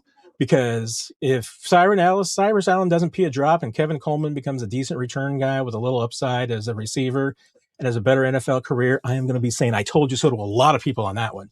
So, okay, now I got two Mizzou grievances to watch closely. And then I've got off my windows here. I know the question I was going to, so I may just go ahead and start answering it.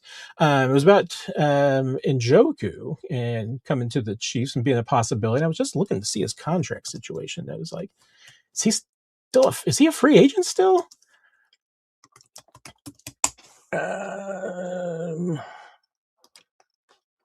Just wanted to make sure and then come back. I mean, because Cleveland hasn't done anything with him, right? I'm not imagining, or is he going to be a? Oh, okay. No, okay.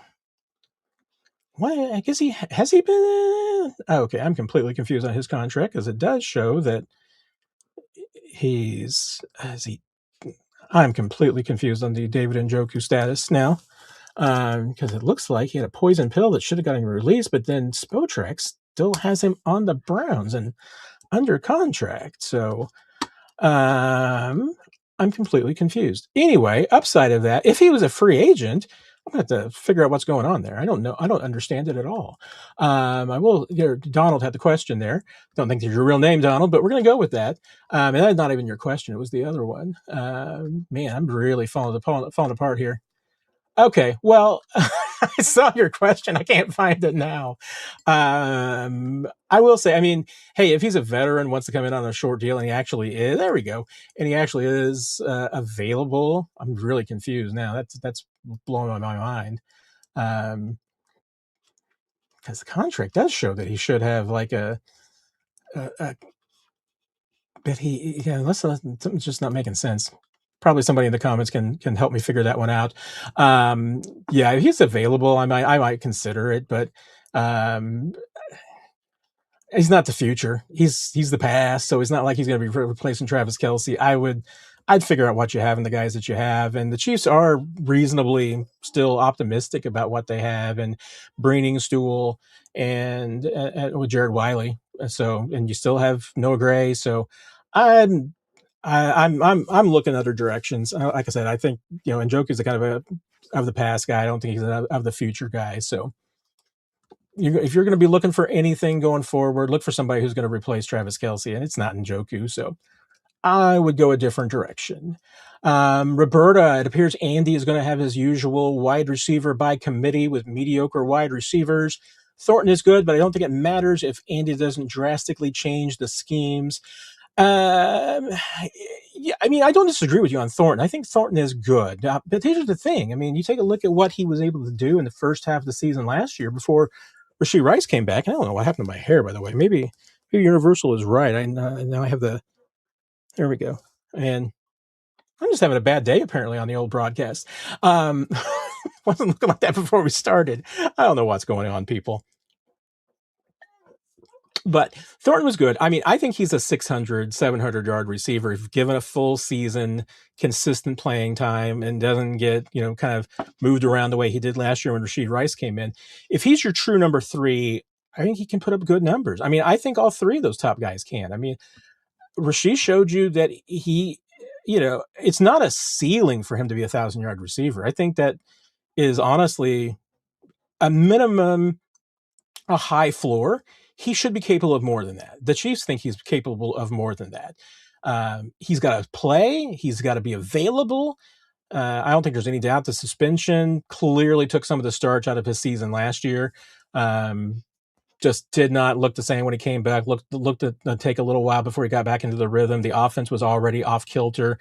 and the run game was lost. So it was a tough grind for everybody in the passing game last year because of all those factors.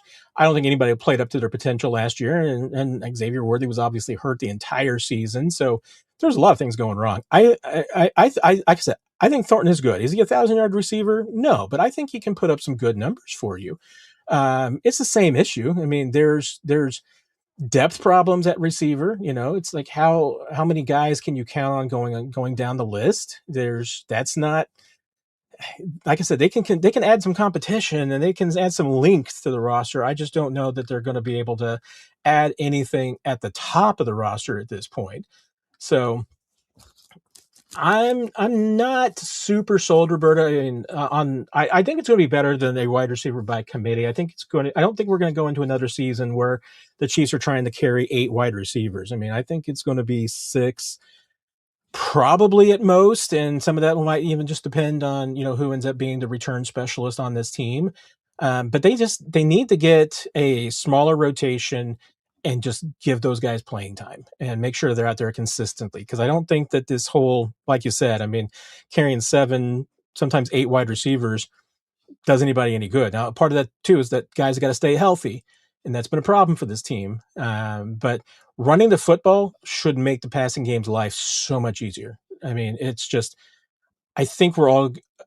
I'm not going to be surprised because I have pretty high expectations for what this offense should do with this running game this year.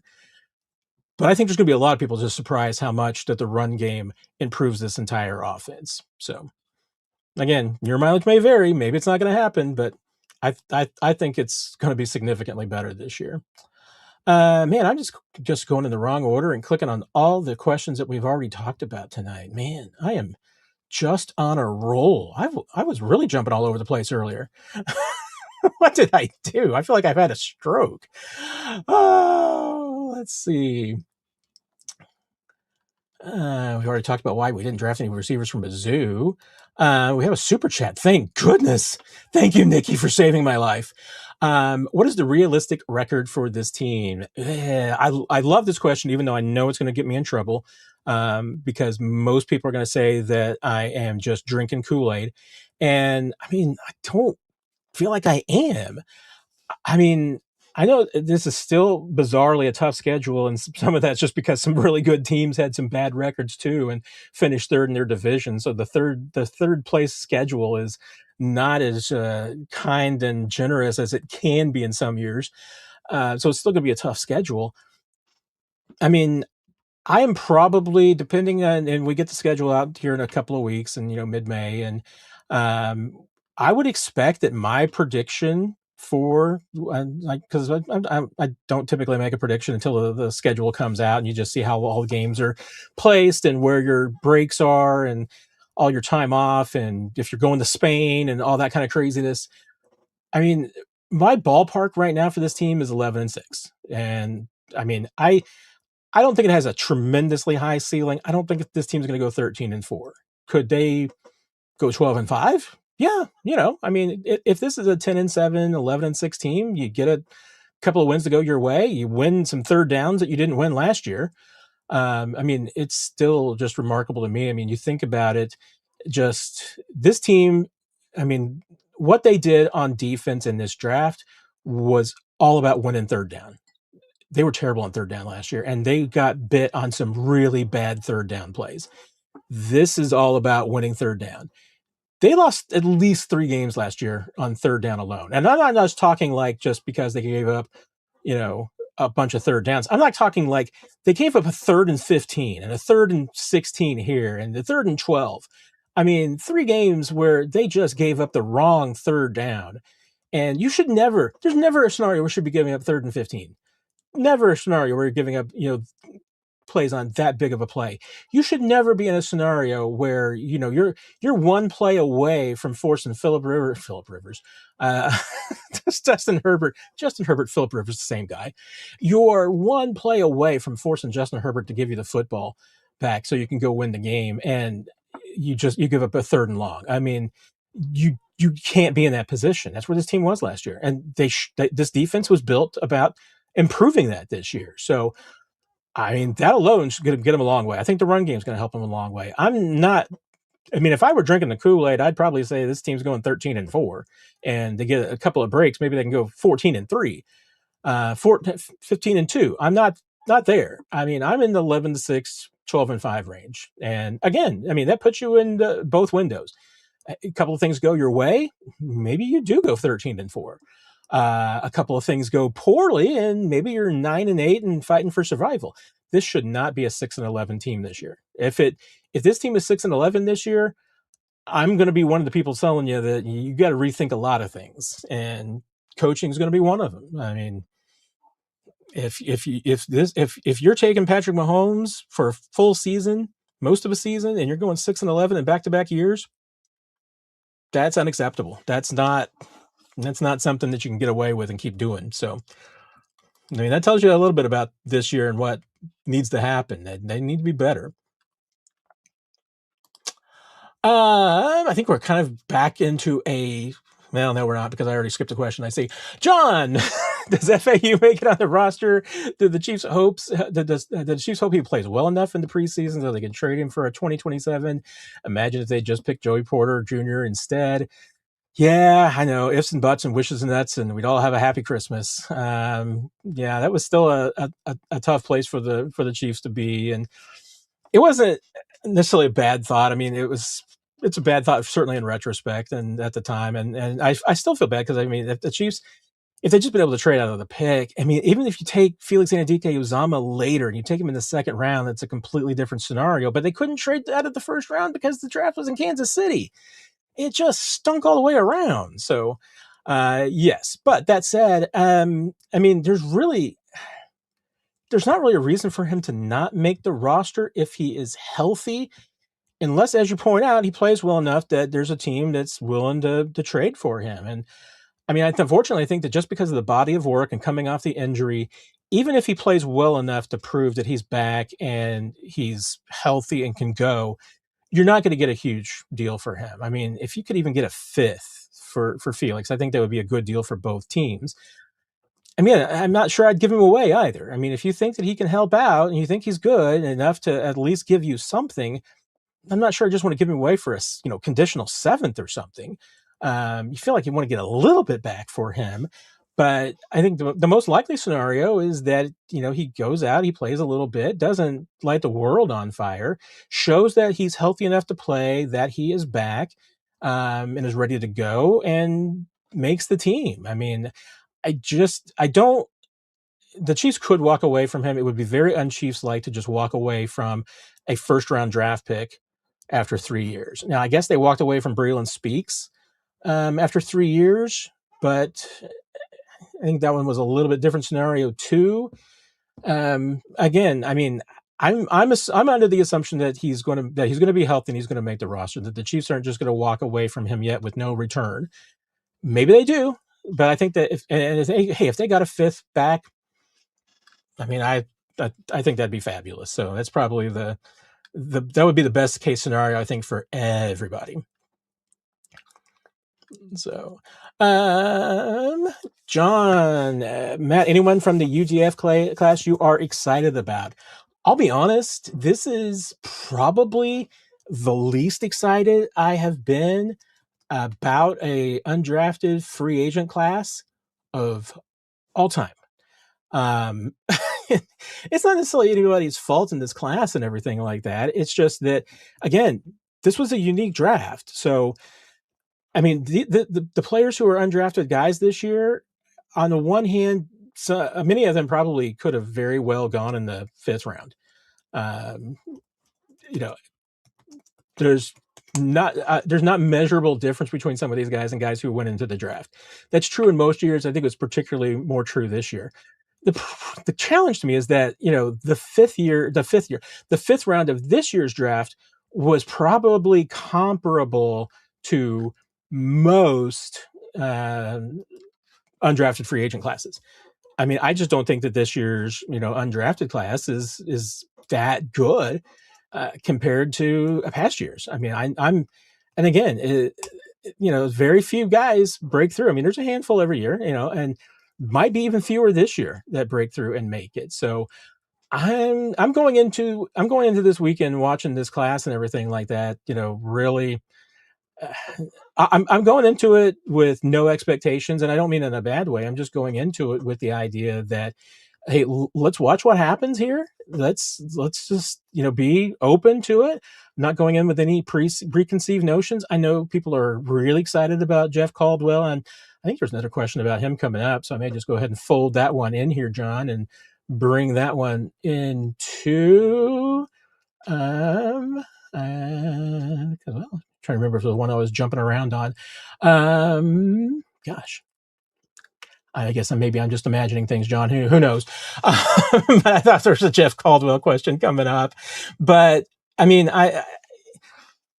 he went undrafted for a reason. I mean, I love the fact that he's big. I mean, don't get me wrong. I mean, the fact that this dude's like almost 6'5" is incredible. His athleticism is off the charts. I mean, but again, if he had the skill set and everything put together, he'd have been a monster in college. So maybe it's going to take coaching. Maybe that's all it takes. I'm I'm I don't want to go in with any preconceived notions, because like if I were, I would probably say my comp for a Jeff Caldwell is going to be Justin Ross. That's what I'm expecting. I'm expecting to kind of go out there and see a really athletic guy that doesn't necessarily have a lot of football control. Might be a really good athlete, just doesn't have a lot of football athleticism. I don't know. So I'm trying to go in completely. I'm not going in with any expectations on these guys. Like I said, I mean, there's plenty of years where you look at it and you're like, gosh, how did this guy go through the draft? And this year's class, I kind of look at him like, okay, I see why all these guys went undrafted. So, again, I think it's just the nature of this year's draft and the class and everything like that. So I don't mean to sound like a poo-poo or anything like that. And yeah, I mean, hey, Caldwell's got a tremendous upside. He could be really impressive. So did Justin Ross. Justin Ross had a tremendous upside. And I mean, I do hate to be this guy and everything like that, but you can tell sometimes at rookie minicamp. I mean, and actually a lot of the times you can tell. We're going to see 2 practices this week, and I am realistic in saying that I can watch this practice and tell you, what kind of chances that most of these guys are going to have at make it in the NFL. I mean, it's usually pretty apparent at these rookie mini camps about who's got it and who doesn't. And usually what, you think and everything like that with these guys usually pans out. I mean, it's not like you're watching rookie mini camp and you go out there and you think to yourself, gosh, this guy's going to be a Hall of Famer. You're not thinking that about anybody. You're thinking, okay, well, this guy's maybe has some tools and everything like that. I mean, Justin Ross, like I said, I mean, I know I was one of the few. I mean, I'm not trying to pat myself on the back on this. I mean, I just felt like I was being realistic. Justin Ross went out there at that rookie minicamp and honestly looked like an incredible athlete who had never played football before, had no idea what he was doing. And that's the way he was the rest of his NFL career with the Chiefs. And I think his NFL career is over now. So I don't know if he's kicking around anywhere anymore. Um, I'm completely blanking on the rugby kid. I mean, he looked like a really, really good athlete who had never played football before and had no idea how to run with a football. And it was like, hey, if he ever figures out how to run so that he's not going to, be coughing up the ball 3 or 4 times a game, this guy might be pretty good. I mean, he'll have to learn how to catch some passes and do all these things. And there's a lot of other stuff to learn. But hey, if he ever learns how to run like a football player, he might be a football player. He never figured out how to run like a football player. So there you go. Louis Reese Zammit. Thank you, Nikki. I know I can count on you. So yeah, I'm just off the rails on this one. Nick's going to be so mad at me because he's going to be very disappointed at how much off the rails I let the chat go tonight. JR, I think there are good reasons to believe Rice, Worthy, and Thornton will do better this year, and Royal should contribute. So I'm glad they didn't use an early pick on wide receiver. Am I too optimistic? I actually don't think that you're too optimistic, JR. My only concern with your scenario is, what if one of these guys get hurt? And that's where I don't know what the answer is. So that's it. I mean, there's not a lot of depth behind them. I don't know about Cyrus Allen. I don't know what Jeff Caldwell's going to be making this team. maybe good practice squad spot. You know, I still wish Nico could develop as a receiver, but that's been a challenge. So, hey, you've got 4 guys. You need some more. So I don't know. I don't know if it's going to be Juju that's coming back. I don't know if they're going to, try and find somebody else, but it's depth going to be a problem. I mean, if those 4 guys and Royals too can stay healthy, then I think I'm as optimistic as you are. I just worry about injuries and depth. That is going to be the problem. And I finally found the questions that I skipped earlier. So, because it was Fat Yankee who was asking about Jeff Caldwell taking the 6th receiver spot. What about the UDFA running backs? I mean, I'm with especially since the Chiefs have drafted a running back, they're going to give that dude all of the opportunity in the world to win that job. And then obviously you got Brashard Smith still hanging around that they drafted. I mean, there's possibly 4 roster spots right there. I mean, especially if you're keeping Brashard Smith as a return specialist and you're trying to figure out how to use him as maybe halftime running back, halftime wide receiver. Maybe he's a partial answer to your depth at both those positions, and he's a DeAnthony Thomas, Dexter McCluster version of himself and everything. Maybe that's your answer to both those spots, is having a guy that can fill in both places. That'd be a nice way to cheat and steal a roster spot. And I actually think that guy is capable of doing that. He looked more nervous last year than I expected. So I think you're just hoping that he just looks a little more polished this year, because the guy that we saw in training camp, that was a different dude than the guy that we saw during the regular season. And I thought he improved as the regular season wore on, but just needs some opportunities. But I'm going pretty conservative on this year's undrafted free agent class. And but hey, when Nick and I are both going to be out there this weekend, we'll have the podcast on Sunday to break it all down and tell you what we thought of all those guys. And I'll have my notebook up this weekend too, which I always have fun doing. So you'll get the fill on everything that happens at rookie minicamp. And if anybody these guys stand up, you'll at least know from my right now being skeptical, you'll know that if they impress me this weekend, that there's something to really be hopeful about with these guys. Morale, do you think the Chiefs sign a wide receiver soon or closer to training camp? Any noise on Tyreek? Really everything with Tyreek is quiet, especially with the injury concern. I haven't heard any indication that he's close to signing with any team. I haven't heard that the Chiefs are interested in any way yet. If anything, everybody wants to see how he's going to be health-wise. You know, I still think it might be closer to training camp or after training camp starts, depending on just how his condition is. But I don't think anybody's interested in really signing Tyreek until after they get him on the field and see how much more rehab there is to go, if any, and where he is at health wise and where the speed's at. I think he's got a few more things to jump over, and I'm still not entirely convinced that the Chiefs are going to be in the market for him. That could change, and maybe it's going to change once he's healthy and can show what he can do. But I think it would have to be some of the Chiefs having some more wide receiver problems and some depth issues and injury problems, and Tyreek looking really good if that were to come about. Alicia Marie, how about Brian Thomas Jr.? Oh, we're gonna kick the tires on all of them, aren't we?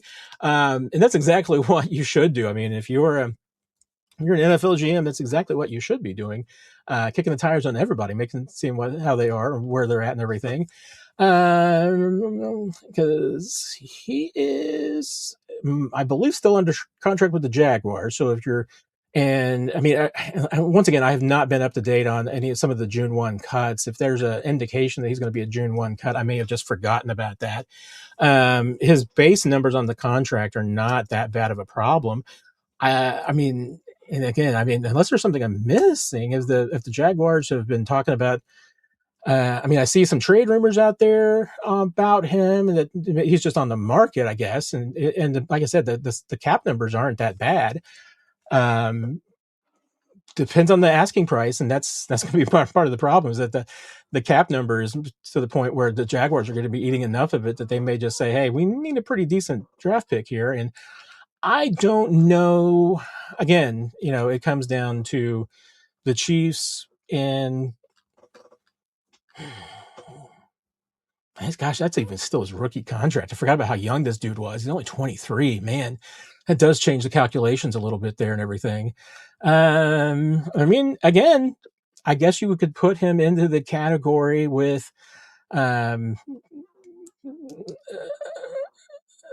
with Manning in Arizona and everything like that. Both very, very similar situations. I mean, I'm always going to have problems and concerns and questions and everything like that about players, blowing out the relationship that quickly with teams and everything, and wondering what's going on and what is it that you don't know about these players. But man, that's again, is what's it going to cost you. I mean, and again, you come down to if it's a first round pick, which honestly wouldn't surprise me if that's what Jacksonville was looking for. I don't know. I mean, again, these are two players that had really good rookie years. They fell off in year two a little bit. There's some issues around them. I don't know, Alicia. I mean, again, it gets if the costs were favorable, I'd be all over that. I'm just a little concerned about how much the Jacksonville would want for him. So, but kick the tires and investigate that one for sure. Absolutely. Toy, do you think the LSU draft pick will start opening day? Mansour Delane, yes. Garrett Nussmeier, no. But I'm sure you were talking about Mansour Delane anyway. I do. I think he is going to be one of your starters week one. I think that Fulton and Noel Williams are going to battle it out for that number 2 spot on the opposite side. Whomever probably going to be your number 3. Fourth, kind of a little bit, is going to be your slot corner. So you're talking about Jaden Kennedy being, one of those guys. And then you got a bunch of other dudes. And I tell you what, I mean, I am not going to bet against Kyler Elam with Dave Merritt coaching him. He could make some steps, and maybe he just needs even some time on the practice squad. I don't know, and it could flame out. Chiefs could just decide even after OTAs, nope, not going to work out. We're going a different direction. But they got some other guys around. You got Kevin Knowles still around. You've got a few guys with some flexibility. So there's going to be some other options there. But I think that by week one, I think Mansour Delane is going to show that, yeah, he's one of your best, and he'll be in the lineup. Well, then you did ask about Garrett Nussmeier. No, he is not going to be your starter. And you know that, Toy. You know that. John, what does the Chiefs 2027 compensatory picks look like? And it is kind of, as of now, because there is a component of the compensatory picks that is based on not just the contracts, but it's also based on playing time during next year. That's one of the reasons why the NFL doesn't make them official. They don't come out until after the season. Now, the playing time element of it doesn't usually change a whole lot, but it could be tricky in the Chiefs case because right now, Jalen Watson would net you a 4th rounder, and the one that he would net you would be the next to last 4th rounder in the formula. So it's always possible that being on that much of the margin, that he could fall into being a 5th round pick. But right now, you would say Jalen Watson will probably get you a 4th if things don't change too much. The Chiefs then have Marquise Brown, Hollywood Brown, is slated as being the first 7th round pick, compensatory pick, and Charles Omenihu is the next to last of the compensatory 7th round picks.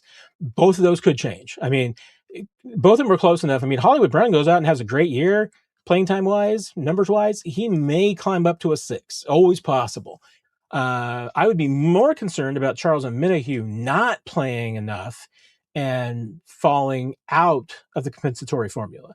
But then again, Josh Williams is 5th on the list of guys who have been knocked out of the formula. And this is all done by Over the Cap, which does a great job with this. I mean, the numbers are the numbers. So they've got it really down as far as how to calculate it and everything like that. I mean, it is pretty, it's specific. So as long as you got the numbers and everything like that and you're correct, this is how it will come out. I mean, the only thing you're missing is the playing time element of it. Josh Williams is 5th as the picks that got knocked out. So in theory, he could move up. I mean, if he played a lot and played well, he could move up. Doesn't mean some other guys also from behind him, and some of the guys behind him might move up too. So right now, the Chiefs would have a fourth and 2/7 as next year's compensatory picks. Um, they could fall. I mean, usually players don't move a lot, so I wouldn't think that they would lose both of those sevens. I mean, it's a possibility, but I think that they're really only at the risk of losing one of them. I think you'd bet that they would get one of those sevens for sure, but they still might get both, and it could be a fourth. It could end up being a fifth, but there's obviously a distinct chance, John, that they end up with 3 compensatory picks next year. So no, I did not, John. I did not see that they picked up Dominic Zavada, but they usually, uh, if it's a signing, or even sometimes they say they're UDFA's and they end up being tryout guys. They usually have special teams players in there anyway. I mean, they're going to do that. They're going to have a kicker. They're going to have a punter, and so they can do that during training camp. But yeah, I mean, in these situations, obviously, very rarely do they end up in a situation, because nobody's beating out here. I can't imagine anybody beating out Harrison Butker or Matt Araiza. So pretty slim, but hey, at least they get a weekend. They get they get to take home some gear, get some experience, and hey, get ready for next week, because they might be going to another minicamp next week. I mean, why did you bring in the kicker to challenge Butker? Not in yet. So, I mean, unless they're never bet on anything until they're on the roster in a couple of weeks. So, like I said, this kid could just be coming in to maybe just facilitate training for the mini camp. And maybe they are bringing somebody in because they feel like that Harrison has just been not challenged, and maybe the challenge has made him a little rusty at times. I mean, they did it with Matt Araiza last year. Remember, they brought in a punter and had him compete, and they felt like that brought out the best in him, and that made him better. So maybe they're going to do the same thing with Harrison this year. I just can't imagine that with his contract situation, he's going to beat out Harrison Butker, but stranger things have happened. So, oh, right. We are in lightning round right now. So I'm mostly just looking for things that actually look like questions. So if you asked one that didn't get flagged as a question, I'm going to blame the StreamYard AI. Not my fault, though. Jake, could we see Fields coming in on short yardage situations since the Chiefs don't want Pat sneaking on his knee? Absolutely. I mean, Andy Reid did say he's not coming in to be a gadget quarterback, be kind of a gadget quarterback. But yeah, I mean, Fields is the kind of guy that absolutely, I would not have any problems putting him on the field in some short yardage situations and doing anything you want to with him, throwing the football, running the football, designed runs, shotguns, under center, you name it. I mean, I don't think you have to be locked into anything when you put Justin Fields on the field. I mean, you can do a lot of different things. So yeah, I think that absolutely should be a consideration. John, is this finally a make or break year for Andy Heck, given we didn't draft any offensive linemen in the draft, pick up any offensive linemen in the draft? I've kind of felt like that was the last couple of years. I got to feel like it is going to be a little bit this year, not just because of the offensive line, but because of the running backs. I mean, they got some guys who should be running the football and be productive running the football. If there aren't holes with the offensive line that you have this year, and with the resources that you invested in it, and don't come at me and say, oh, well, Jalen Moore, is average or below average. You're paying pretty well, so you put some money behind that. He was at the time the second best option as an offensive tackle in free agency, and probably has been the best free agent offensive tackle from that season. I mean, Dan Moore has not been good, so I'm going to put Jalen Moore ahead of him. He was cheaper to boot. I mean, this is a good offensive line. If you can't run behind this offensive line, if you can't be productive, if you can't protect Patrick Mahomes with this offensive line, then we're done talking about talent. We're done talking about the players. We're talking about schemes. We're talking about coaching. And yeah, it should be a make or break. I mean, if we're at the end of this year saying that this offensive line wasn't good enough and they gave up too much pressure and they couldn't create any running lanes for Kenneth Walker and the company, then it's coming squarely on the offensive line coach. And you can't be blaming Matt Nagy anymore. I don't see how you blame Eric Bieniemy either, because Eric Bieniemy's got a history as OC running the football well and being productive and doing all these things. So we're gonna reach a a point that if the Chiefs' offense is not better this year, and if we're blaming the offensive line, there is nowhere left to point the fingers. I'm sure people will find other places to point the fingers, but there should not be any place. Jimmy's, you crack me up sometimes. Actually, that's pretty funny. Chris, which front offices got their coaches fired with their draft picks this weekend? Oh, that's really pretty funny. I haven't looked at the drafts in that thought yet. I'm gonna have to do that now. I don't have the time right now, Chris, to go through it and think about that. Gosh, I'm trying to remember. Isn't the Jaguars the one that we saw had like the worst draft of anybody generally considered? I mean, I know people don't like the Rams draft, but it's all about Ty Simpson. I mean, if Ty Simpson ends up being their quarterback of the future, it was a great draft. If he ends up being an afterthought, it was a terrible draft. I mean, it's all it is. And and I'm not saying this because this was one of the draft picks that I got right when I said that I thought the Rams were going to take Ty Simpson in the first round with their pick number 13. It was one of the 4 that I absolutely nailed. That one, Mansour Delane, Fernando Mendoza, and then another random one, because I pretty much went off the rails at 2 when I fell for the banana in the tailpipe with the New York Jets, taking David Bailey after they canceled his visit. I'm now not falling for any more bananas in the tailpipe, and that's despite the fact that I didn't fall for. I mean, I told you all, don't get me wrong. I mean, we're 2 hours and 14 minutes into this whole discussion before I'm bringing this up, but I told you all, don't listen to anybody. And if anybody is telling you that the Chiefs are going to take an offensive tackle with that 9th pick, whether they're trading up, whether they're moving back, anything, if they're taking an offensive tackle with that 9th pick, I told you to never listen to that person again. Never trust anything that person is ever telling you, because there is no way that the Chiefs are taking an offensive tackle with the 9th pick in this year's draft. There was no way whatsoever. And anybody who was saying that either didn't know what they were talking about or is just completely disingenuous with their coverage. So that's all I have to say about that. Whew. Okay. But Chris, I will think about that. I'll give you an answer next week, or give you one on the in the comments, because that's a really funny, but a good question.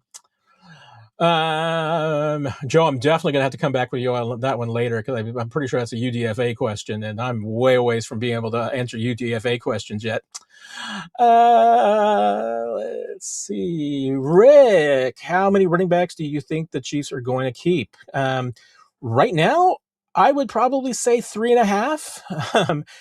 I think it would be Kenneth Walker, Amari DeMarcado, the free agent from Arizona. I think Emmett Johnson, and I'm going to go with Brashard Smith still being around. I think those would be my 4 guys, and at least on the 53 and active. I mean, I don't think you're going to keep a 5th. I mean, that would be unusual. I mean, it's possible, but and maybe you keep an extra running back if you're considering, like I said, if you're moving Brashard Smith, the wide receiver, full time. I can see you keeping, and then maybe a 4.5 running backs. But I honestly think, if Brashard Smith is on this team this year, I think they're going to use him in more of a utility role and a gadget role. And I don't mean that in an insulting way. I just mean that he may play a lot of snaps. He's just going to play some of the backfield and some at receiver, and may get moved around a lot. And I don't think that's a bad thing. I think that's probably the best way to use him, because he can do both things. So take advantage of that if you got a guy who can do that. And I mean,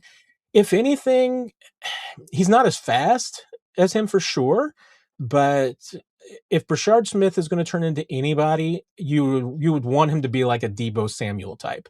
And now I realize this is just as bad as, Andy and Brett comparing Peter Woods to Aaron Donald. He's not going to be Deebo Samuel, but if he could be Deebo Samuel light, that's great. See, there you go, Nikki. You can't, if you give up 3rd and 15, you're not winning the Super Bowl. It was Wasp, but yes. Kareem's not gone yet, Pano. He is still a free agent. He's still around, so it's always possible. We will have some film, Nikki, from rookie minicamp. I might be able to get Nick to share some of this stuff that he shoots for 41. Sometimes they're nice enough to be able to share that with me as well. But we'll shoot a little bit. Unfortunately, the 2 days that the media is going to be at rookie minicamp, we only get the stretch portion, so you won't get any actual football activities. We'll get some stretch and running around and hopping and everything like that. So we'll get as much as we can for you, Nikki. But yeah, it's going to be the same rules as during the regular season. So don't get the full practice since it's not open to the public. Just the stretch and the warm up period. So we'll be able to get a few shots of some guys catching balls off the jugs machine for kicks and for returns. So we'll definitely get you some of that. Juddins, Cyrus Allen's path, no combine invite, strong All-American Bowl, and then invited to the Senior Bowl, electric pro day, around 4.47, 4.5 in the 40, 36-inch vertical, and the Chiefs grabbing him like Puka. I mean, you put it that way, Juddins, and, you make a compelling argument that's going to, win me over to your side. How big is Puka, though? I was always picturing him as being a little bit bigger. But how big is Puka? He is listed at what? 6'2", 216. That's the big difference there. I mean, they got you got a lot of great comparisons. You built a strong case. You built a prima facie case that had me doubting myself, and I'm still compelled. I mean, you've got me to reconsider my position here and say, well, wait a minute, maybe I need to be giving this guy a little bit more of an opportunity. I'm going to be a little bit more poo-poo on him still because 3 inches and 36 pounds is a lot. And Puka takes a beating and gets up, and that's easier to do at 216 than it is at 180. So that's a big difference. But to your point, I mean, Cyrus Allen has that. I mean, that's the path of a football player. That's the path of a dude that doesn't give up and fights and all those things. It's the same thing that Emmett Johnson's got. I mean, he's got that dog in him. And I hate football cliches for the most part. I usually say football cliches with a healthy dose of irony and sarcasm. But this case, I mean, these two are legitimate dogs. I mean, they're more dogs than Peter Woods or R. Mason Thomas. Those are good football players, don't get me wrong, but these are two guys that, I mean, they've been told plenty of times you're not good enough, and I mean, Cyrus Allen, I mean, obviously probably thought he had it made when he got to Texas A&M, and then got told otherwise, and they've had to climb their way up. And hey, what's the big number? 476? Is that the number of days that Emmett Johnson went between touches in a game before he got his first college carry? I mean, hey, these guys are grinders, and I've got tremendous respect for football grinders because, I mean, that's sometimes the guys that succeed the most, not the guys that just everything comes easy to them and they just breeze through life, but the guys who have to fight the most and are hungry about it. They're the ones that surprise you. So I respect the heck out of Cyrus Allen's path. The same thing with Emmett Johnson. I mean, these two guys, if there's anybody who's going to surprise you, those would be the two guys to bet on. So you make a legitimate point there. Very well built case, Juddins. You did a good job, and you did it in a small amount of time, much less time than it takes me to answer questions most of the time. So that's also very impressive. Of course, Rick, Rashard Smith fan club is going to live on. Not going anywhere. I mean, and we go down with the ship on every fan club that we start here at Chiefs Digest, and 41 is the mic. Nick and I will never abandon you. So once we're on your team, I mean, we're on your team, and unless you deserve us not to be on your team, but that's complicated. Anyway, I have really run this one on the ground. I don't know what you're talking about at this point. Yeah. It's not the worst episode of the live stream. I think we actually got some pretty good information once the opening microphone issue was caused, and then with my brain just shutting down on people's names all night long. Ignore those two things, and I think this was a pretty solid live stream. Everything else, if you're still watching this at the 2 hour and 21 minute mark, I feel like I owe you something. I might, if anybody makes it to the end, maybe you should just post something in the comments later on YouTube and let me know that you made it to the 221 mark, and then maybe I'll find some way to reward you. No guarantees, but you have to enter to win. So anyway, hey, rookie minicamp this weekend, Friday and Saturday. Media will be allowed. not open to the media on Sunday, so we won't have any insights from there. But Nick and I will be there both days. Of course, Nikki, I know you're always still here. I appreciate that. You deserve many kudos because I know you're also like tied as one of our longest ever members. So truly appreciate that. Oh, Lenny, thank you. And John, thank you very much. Appreciate the kind words there. I probably need them tonight because this show was so bad. So, but Nick and I will be at Rookie Minicamp this weekend for our Friday and Saturday. So we'll have lots of updates from there. We will be breaking it all down on 41 is the mic, telling you what we saw. Can't wait. It's going to be a lot of fun. So we will fill you in on the details then. Everybody have a great week. The off season is just getting started now. We've got a lot of fun going forward. And one thing I want to say to those of you who did make it to the end, had our biggest weekend ever as far at both Chiefs Digest and on our YouTube channel and everything all integrated. Could not have happened without all of you. Just absolutely tremendous support. I can't tell you how much I appreciate that. Just truly, truly great. So everybody, thank you once again for everything. We will see you soon, and we'll see you in on Sunday on 40.